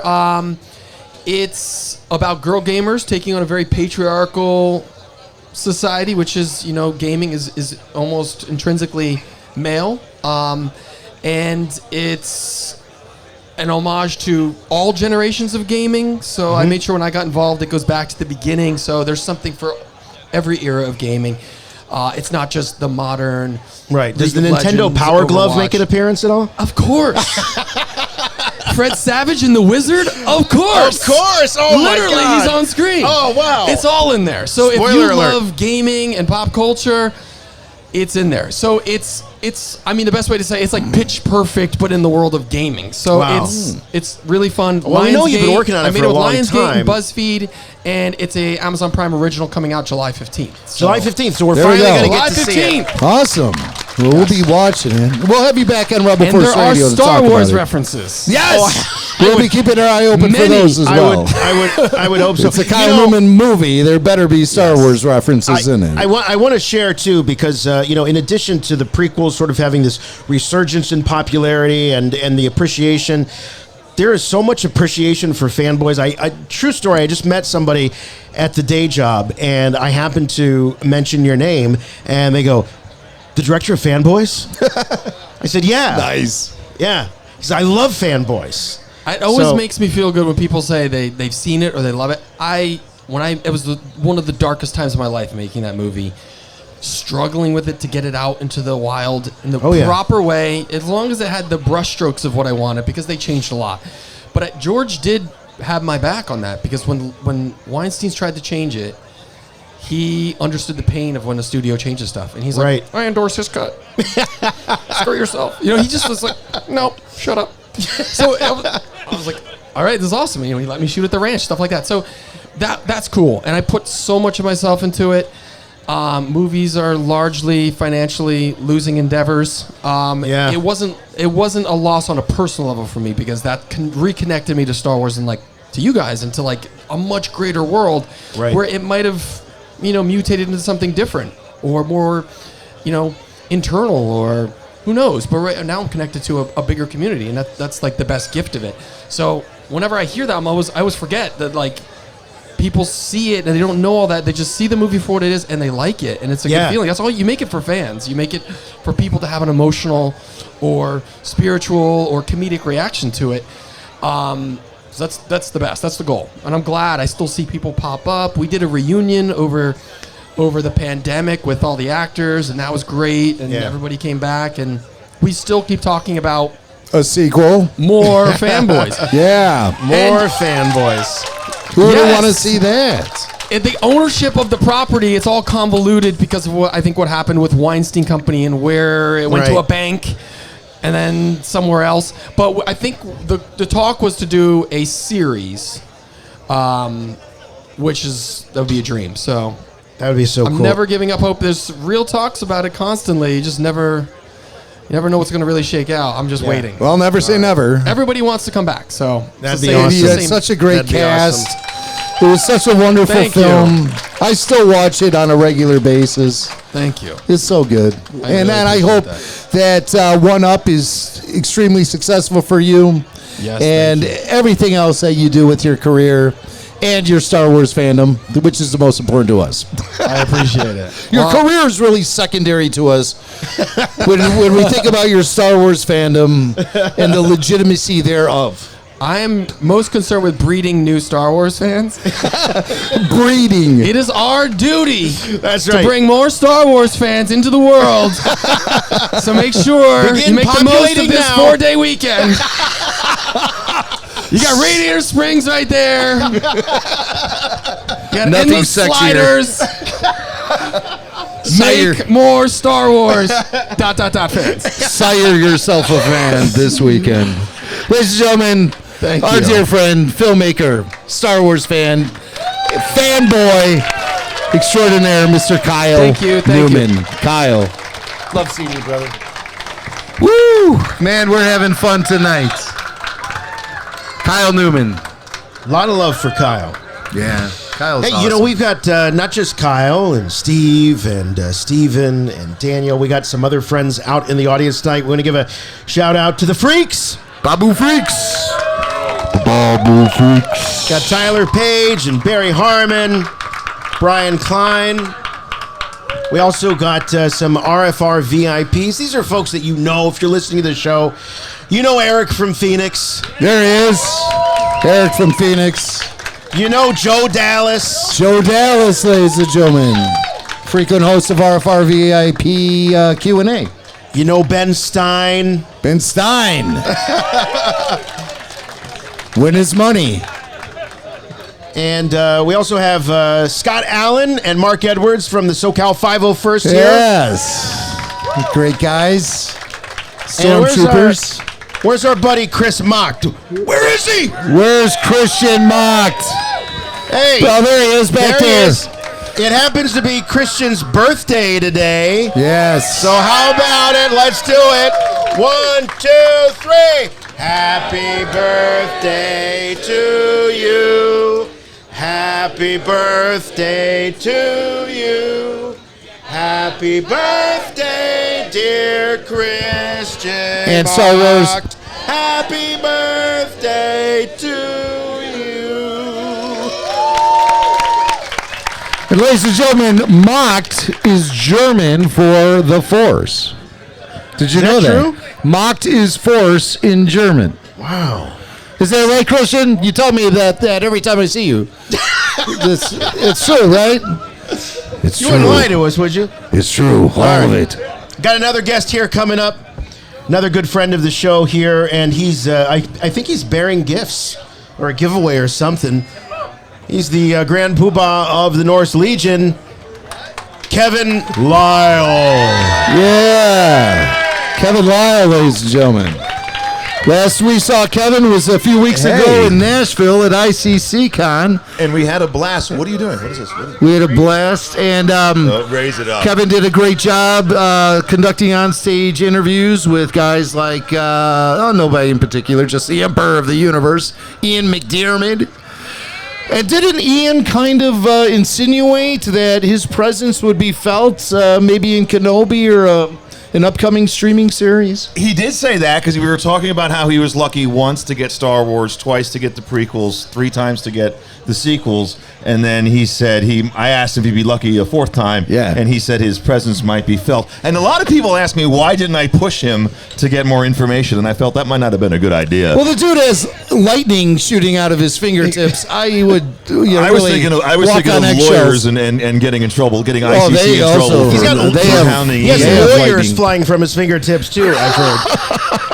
But I want to thank you guys for having me here tonight. And something I really wasn't expecting was the number of people in this audience that know who I am. And just said, but it just, no. Well, they listen to the just show. said the nicest freaking things to me about you guys. You're a good guy. About Okay, me. all right. And a couple guys offered to buy me drinks. This guy Howard he was buying me. And Howard it's just buying like, drinks? I was really impressed by this. And the last time we did this show, if you don't mind me just saying a couple things, the last time that you guys invited me on your show in Chicago, I bought a round of drinks for everybody. Yeah. You did. And it cost me like $210, and it was just for like 20 or 25 people. So I thought that was nice, but it was only like what 10% of the audience. So I thought it'd be really nice if I did something a little different. Yeah. And this time, do you got? we came back from Celebration, the one that we brought Dennis Lawson. I was actually Dennis's agent, and we did a special droid pin for Dennis.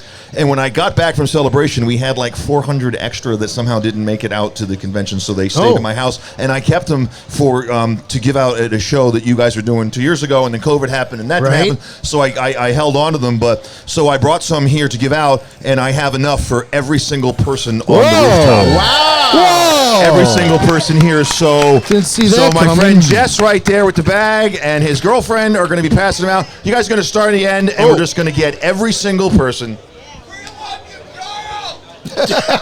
No, that's Kyle. I'm Kevin. Kevin Lyle. He wasn't Kyle talking, Newman. He wasn't talking to you. He was talking to Kyle. So when We Kyle, love you, Kyle Lyle. when Kyle got here, when Kyle got here, he sat down and he said hello to me, called me by name, and I thought he knew who I was, and he just read my name tag. You have a name tag? Oh. It's a 501st name tag, dude. You got one too. Well, this is really neat and very generous of you. It's a beautiful pin. The card has Dennis Lawson, Wedge. And R2A3, which is Wedge's droid. Oh, this is neat. What a cool collectible. Yeah, I got one for both of you. Thank you. Oh, I hook you guys up. I hope you have one for Mr. Sansweet there. You might need a couple of them. 5 or 6. Of course it's Mr. Sansweet. Yeah, well, thank you so much, Kevin. And Thanks, of course, man. NorthLegionStore.com. And can I just say one final thing Of really course quick you about can. Celebration? Yes, please Tomorrow do. night at the Hilton, there's going to be a signing. And Mr. Steve Constantino, who was just here, forgot to mention that he was going to be up there signing for Glory Guards. The after at show. the Hilton at the after show. Dan Madsen will be there. Dan Madsen also. Madsen will be there. Anybody Yeah. else, Steve? Steve's signing in his booth, I know. So go get your autographs. And thank you, Kevin. So what's going to happen? Somebody's going to pass them around, or how's this going to work? Jess is hitting that side of the room. Where's He's going to go Jess? die, and if you don't get one, come bother Jason. And he's out. And there he goes, Kevin Lyle, North Legion. Good friend of the show. Thank You forgot you, your Kevin. drink, Kevin. There you go. Thank you, Kevin. All right. Oh, my goodness. What a great night we're having tonight. Yeah. We got one more. We got one more guest. One last guest, ladies and gentlemen. He's a member of the RFR family. Yes, he is. He's my brother in the force. He's your brother in the flesh. Ladies and gentlemen, Billy Mack is here. Billy Mack and Ernie. Now, this guy, me and him have shared Star Wars experiences with each other since 1977. Oh, yeah. Because we also shared a bedroom. But we didn't share a bed, though. I mean, that was at least separate. But do we fight over the beds as much as the toys? I don't think. No, and for the longest time we were fighting over who was the proper owner of that Kenner Millennium Falcon. Oh yeah, and it was finally ended up returned to you. It was fairly recently. Returned to you. Took a couple of decades. So that but tells I got you it who back. owned it. I got it back to you. That tells you who owned it. I got it back to you. But me and Billy, of course, we've attended many Star Wars celebrations, going all the way back to Star Wars Celebration 2 in Indianapolis back in 2002 to promote Attack of the Clones. This is the first time I ever met Daniel Logan was at convention. And Daniel, of course, you remember that is one of the most fondest memories of your career. No reaction from the Fett, but it's been a long, strange trip. It really has. And I recall driving to Indianapolis, really not knowing what we were going to experience, and just finding this amazing environment, atmosphere filled with Star Wars fans who were talking the talk, walking the walk. They understood the language. We could laugh at each other's inside jokes about Star Wars. I didn't even know how to pronounce a lot of the characters' names because I wasn't having conversations with anyone about it. I would just read stuff. I remember I said to someone at that convention, I brought up... who is the name of that bounty hunter in episode 2? She's a shapeshifter. Zam Wessel. Yeah. Zam Wessel. I called her Zam Weasel to somebody. and Weasel? She was like just so offended that I said Weasel. I'm like, well, that's not her name. No. No, Listen to an audiobook, This is man. actually before the movie came out. In audiobooks, come on. This is 2002. Yeah, Well, they're like she wasn't rent the only cassettes one we from the offended that library. week. She was well, not maybe the only you one. did. Other people had audiobooks then. She was not the only one we offended that weekend. As a matter of fact, we had snuck into the autograph hall with our microphones. Much to Steve Sansweet's chagrin, we snuck into the autograph hall without permission from anybody and started talking to all the actors on mic while they were having their coffee and donuts. And we had conversations, great conversations with people. Warwick Davis loved us. So many people, Dave Prowse, Jeremy Bullock, Ray Park. And then it was time to go talk to Admiral Mahdi, Richard LeParmentier, the late great Richard LeParmentier from the original Star Wars A New Hope. Everyone knows Admiral Mahdi, the guy Vader choked in the boardroom. Yeah, big round of applause. He had great Adam's apple movement. Remember? He was so impressive. Yeah. I think that's how he got the gig. He had like this twitch on the side of his mouth where he I still don't know how he did it. I always thought it was the dark side of the Force at work, but it was actually rather decent acting. Yes. Well, me and Billy wanted to go talk to him to see if he could cut a station ID for the radio station I was working at, 105.9 WCKG in Chicago. And Richard didn't have his coffee yet that morning. And he was very clear with us about his opinion of us and what we were doing. And we asked him to do a station ID for WCKG, and he said something to me, and I turned around slowly while hitting record on my tape deck, and I said, "Can you repeat that, please?" And ladies and gentlemen, I'm going to play for you for the very first time on the Rebel Force Radio airwaves, the unedited response from Admiral Mahdi, Richard LeParmentier. Some of you might want to put the earmuffs on for this. So here it is, Richard LeParmentier, Star Wars Celebration 2. Well, you're already playing it. Start it again. I couldn't even hear All right, here we go. Here it is. You ready for this? All right, here it is. Shh. Just for this part. Shh. You're fucking mad. Just an ID. You know what? It's a station ID. Yeah, just a station ID. 3 lines. Yeah, you know what? I cannot do that. Because my line, this is now the most powerful station, battle station in the universe, is being used as a slug line. Oh, yeah, you're right. Yes, and you know what? And guess who hasn't been paid? That's disrespectful. Exactly. So I can't do it. All right, let me decipher what Admiral Mahdi had to say right there. When we asked him, he said, "Are you effing mad?" And I said, "Excuse me," while hitting record. And he said it again. And we said, "Well, it's just a station ID." He said, "I can't do that for you because my line, this is the most powerful station in the universe. I suggest we use it. Has been used by FM radio stations as a tagline for their promos and commercials ever since A New Hope came out in the theaters, and Richard LeParmentier wasn't paid for that." Yeah. And so our joke was always, "Where's my nickel?" Because that's all he would have received in royalties, should any royalties actually exist for that particular line. So I would guess there are probably some people here who actually handed Richard a nickel, because for years, Rebel Force Radio listeners would go up, get his autograph, and hand him his nickel for his tagline. And he finally got tipped off. He was a really great sport about it. We had a lot of fun. You had a few altercations with him, but it was a good time. I gave him a nickel. I gave him a nickel once. I said, "Here it is. Now you've been paid." Well, he wondered for a while, why is everybody giving me a nickel? What is that? Well, he was a good guy. He's no longer with us, one of the great performers from the original trilogy. It's, we're losing a lot of good ones these days. Last Star Wars Celebration was around. It was Peter Mayhew was there, and he's not with us no more. And it kind of feels empty without some of those. Jeremy Bullock, David Prowse, Kenny Baker, all the great names from the past. Yeah. Well, you Carrie haven't lived Fisher, until yeah. you've been Carrie yelled Fisher. at by Admiral Mahdi. Yeah, you I haven't. mean, he was he was so aggravated with us that he actually stood up that first time that he said that, and then Jim asked him again, "What did you say?" And he had no problem repeating it, but he sat down for the encore, you know. The second take.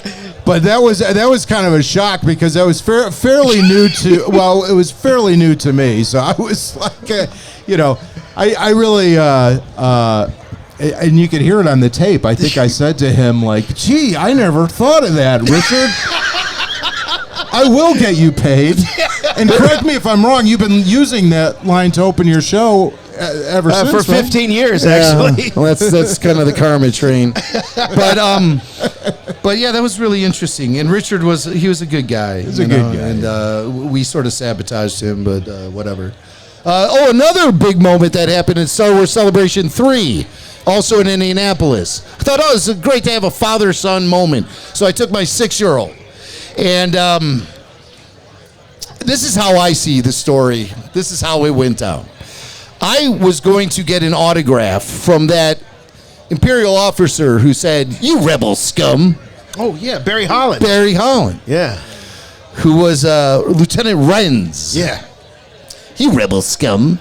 So I was waiting in line for his autograph, and Billy Mack rolled up on me going, "Oh, you still in line?" I said, "So yeah, where's Michael? Where's the 6-year-old?" "Well, I thought he was with you." I mean, okay, great. My 6-year-old is now lost amongst the sea of Star Wars fans, 50,000 deep. How are we going to find him? And we started yelling at each other because that's the only thing we knew to do at the time. When all of a sudden we heard an announcement over the loudspeakers. So we're going to ask you guys to be quiet again because we got another audio highlight here. This is what we heard. Attention attendees, Jim or Bill McInerney, you have lost an item. You will find it at the information desk outside the exhibit hall. Thank you. All right, Jim or Bill McInerney, you've lost an item.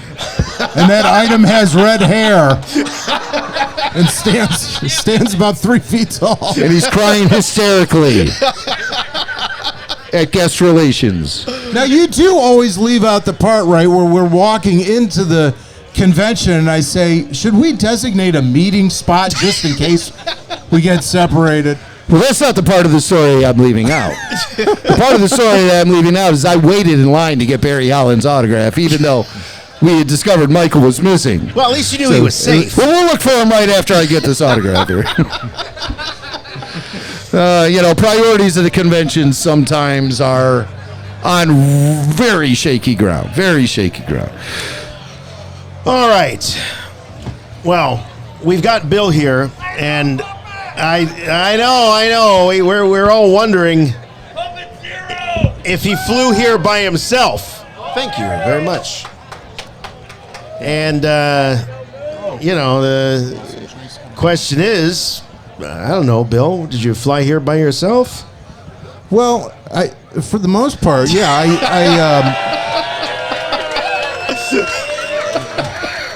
Oh, hey, how you doing, everybody? Puppet Lando is here. Here he is. Are you still hanging around with these losers? What are y'all doing here, anyway? I'm Lando Calrissian. I'm the administrator of this facility. Great having you here, Puppet. Oh, it's great to be here. It's been a long time. Been a long time. I got plenty of stuff to share with you all tonight. Well, we thought it would be appropriate if Puppet Lando was here. You all are here. We're all gathered together to kick off this week of Star Wars festivities.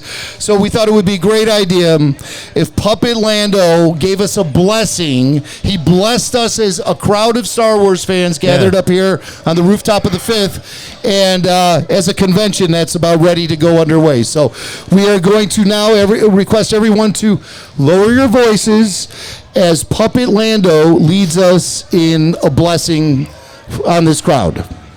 Take it away, Puppet. Well, thank you, Jimmy Mack. You're welcome, Puppet. If you are inclined, you may all bow your head.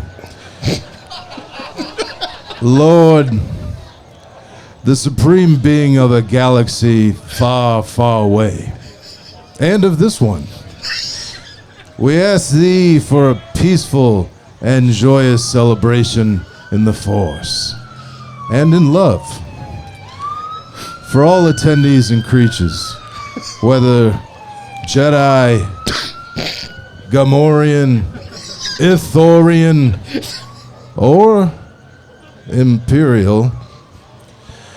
May you be our companion on this wonderful journey and return us safely to our homes, be it on land or in the clouds, with the bountiful, blue glowy spirit of the Star Wars universe.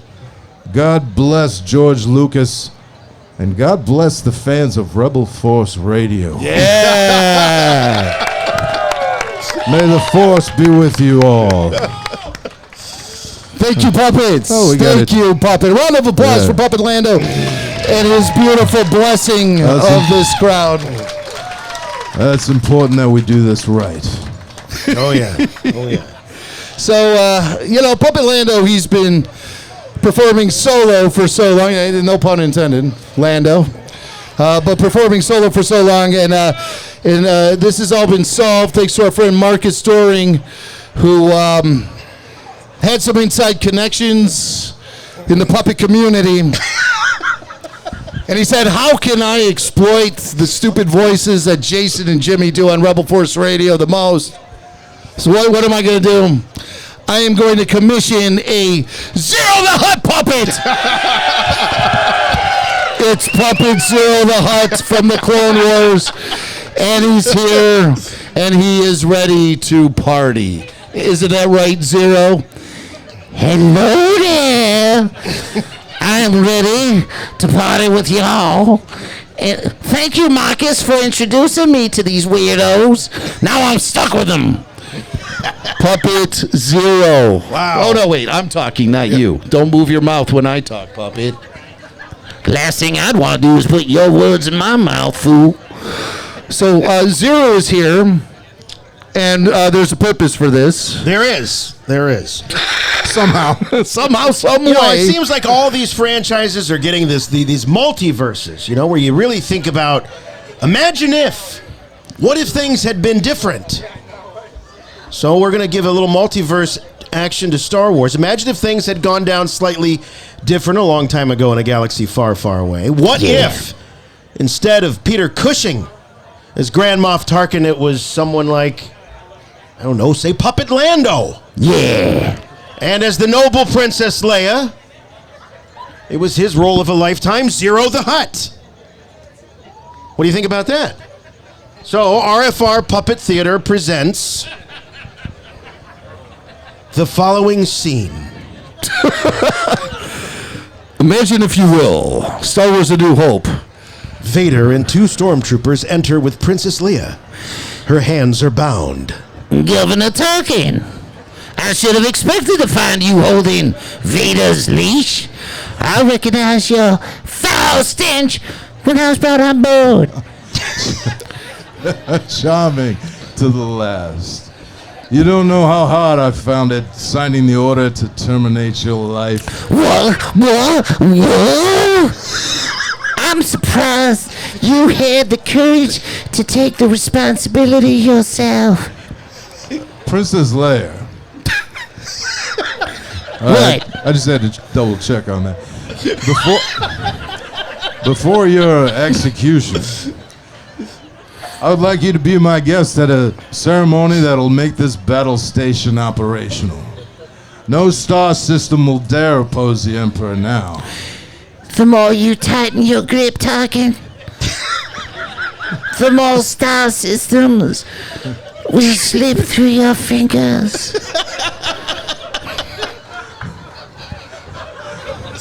Well, not after we demonstrate the power of this station. In a way, you have determined the choice of the planet that'll be destroyed first. Since you are reluctant to provide us with the location of the rebel base, I have chosen to test this station's destructive power on your home planet of Alderaan.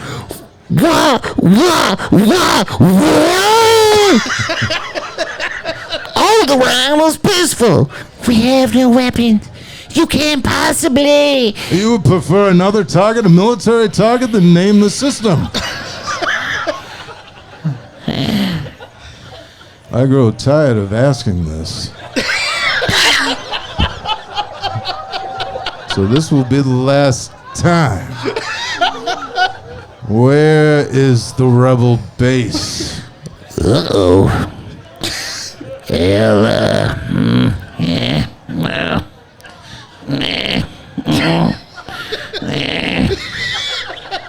It's on Tatooine. They're on Tatooine. Hey, you see, Lord Vader? I told you she can do it. Hey, you can continue with the operation. You may fire when ready. Oh, you're far too trusting. Tatooine is too remote to make an effective demonstration, but don't worry. We'll deal with your rebel friends soon enough. The horror! The horror! No! And scene. Thank you.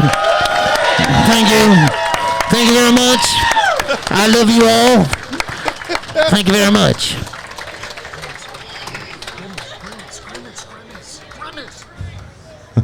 After that. Well, I'll tell you, this is a real pleasure working with this gentleman who I greatly admire. Ladies and gentlemen, let's give it up one more time for Grimace from McDonald's. What? Ba-da-ba-ba-ba. I'm loving it. RFR Puppet Theater, ladies and gentlemen. Thank you. I love you all. Thank you. I will be signing autographs tomorrow night after hours at the official pick signing. No, Zero. It's after. No, it's after hours. Oh, the horror! I'll be seeing you at 2 a.m. We'll be signing autographs in the parking lot, right outside the Marriott. Bring $100 with you, fool. All right. Well, I think we have one more thing we want to do. One more. I'd like to introduce Jason Swank, who is going to tell us what the hell is happening next. All right. Well, we'll do that. So it wasn't that long ago we debuted the very first single and what is hopefully going to be an EP that is going to just take the nation by storm. I'm producing this EP, by the way. You know the song, Zero. This is Puppet Lando's time here. This is his moment. Okay, I'll give the people what they want. Anybody remember My Felt Needs to Be Felt? Yeah, the hit from Puppet Lando. That's right. That's right. Well, we've actually convinced him, after a lot of convincing, to do it live for us tonight. So if you'd like to hear My Felt Needs to Be Felt, can you give a little warm applause here for Puppet Lando? Yeah. Give it up! Give it up! This song may be haunting you in your dreams tonight. It's that good. Let's go ahead and hit it.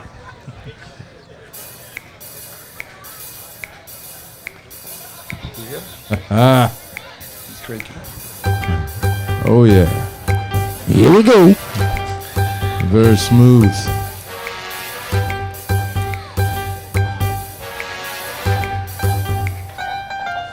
You look so tantalizing. My temperature is rising, and if it gets much hotter, I think I'll probably melt. Before it gets much worse, I need you to play my nurse. Because, baby, I want my felt to be felt. He wants it to be felt. My chips are on the table, and I'm hoping that I'm able to win your heart with the cards that I'm dealt. So if you've had enough, Well, I'm gonna call your bluff, because baby, I want my felt to be felt. You gotta feel it. Some ladies love the touch of a soft cashmere, while some prefer that satin be held near. Some ladies love the touch of a black silk dress, but felt's the fabric that can love you best. You gotta love it. This is just a little maneuver here. This is Lobot on the vibraphone, ladies and gentlemen. Lobot. Keep Lobot's name out your damn mouth. On the piano, 9 numb.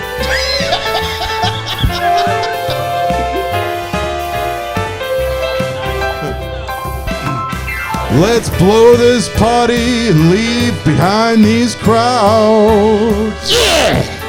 'Cause you truly belong with us here among the clouds. Cloud City. When I feel you touch the feeling so sublime. Because you plus me is a mix that works every time. Yeah! I go on grand adventures, and I bring home fancy treasures, but my best adventures happen just below the belt. Yeah! Before the night is through, you'll find adventure too, because baby, I want my felt to be felt. You gotta feel it! Baby, I want my felt to be felt. One more time! Baby, I want my felt to be felt. Woo! Puppet Lando! Yeah! As you get going, you old pirate. Ladies and gentlemen, give it up for Puppet Lando! Yeah!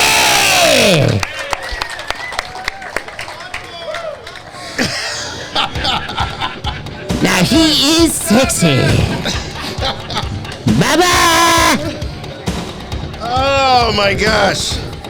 Give it up for, how about Billy Mack, ladies and gentlemen?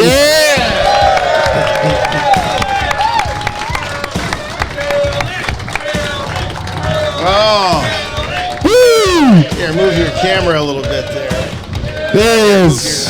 What's that? Get yourself on camera here. We're doing a big sign-off. On camera? Oh, I see. There you go. So I just want to use the bathroom right now, Swank. Let's wrap this thing up. There goes the camera.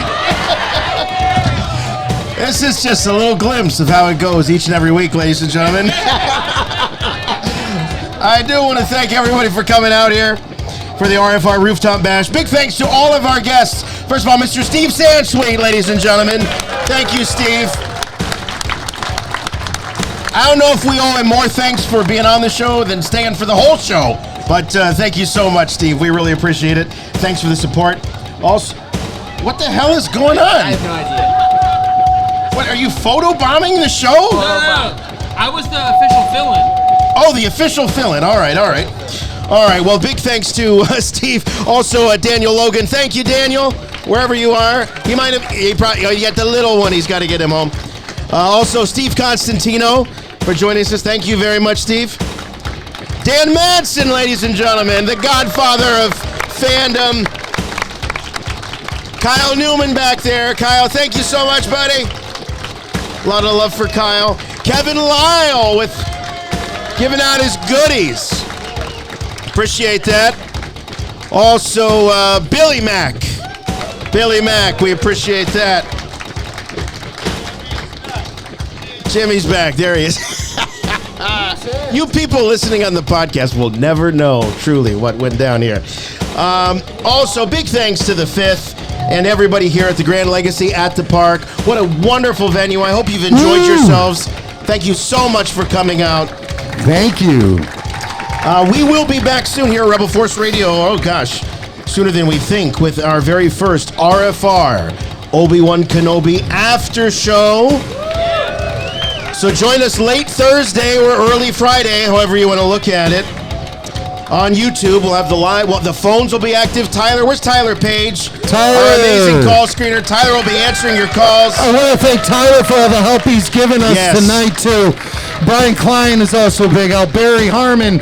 These guys are RFR family members, and we really appreciate everything they do for us. Thank you very much. All right, everyone, have a great week celebrating all things Star Wars. We love you! Yeah. Thank you! We'll be doing photos with Puppet Lando and Puppet Zero right over there, right after we wrap up here. We'll see you next time. Love you all so much. For Rebel Force Radio, my name's Jason. And I'm Jimmy Mack. And remember, Always. yeah, we love you.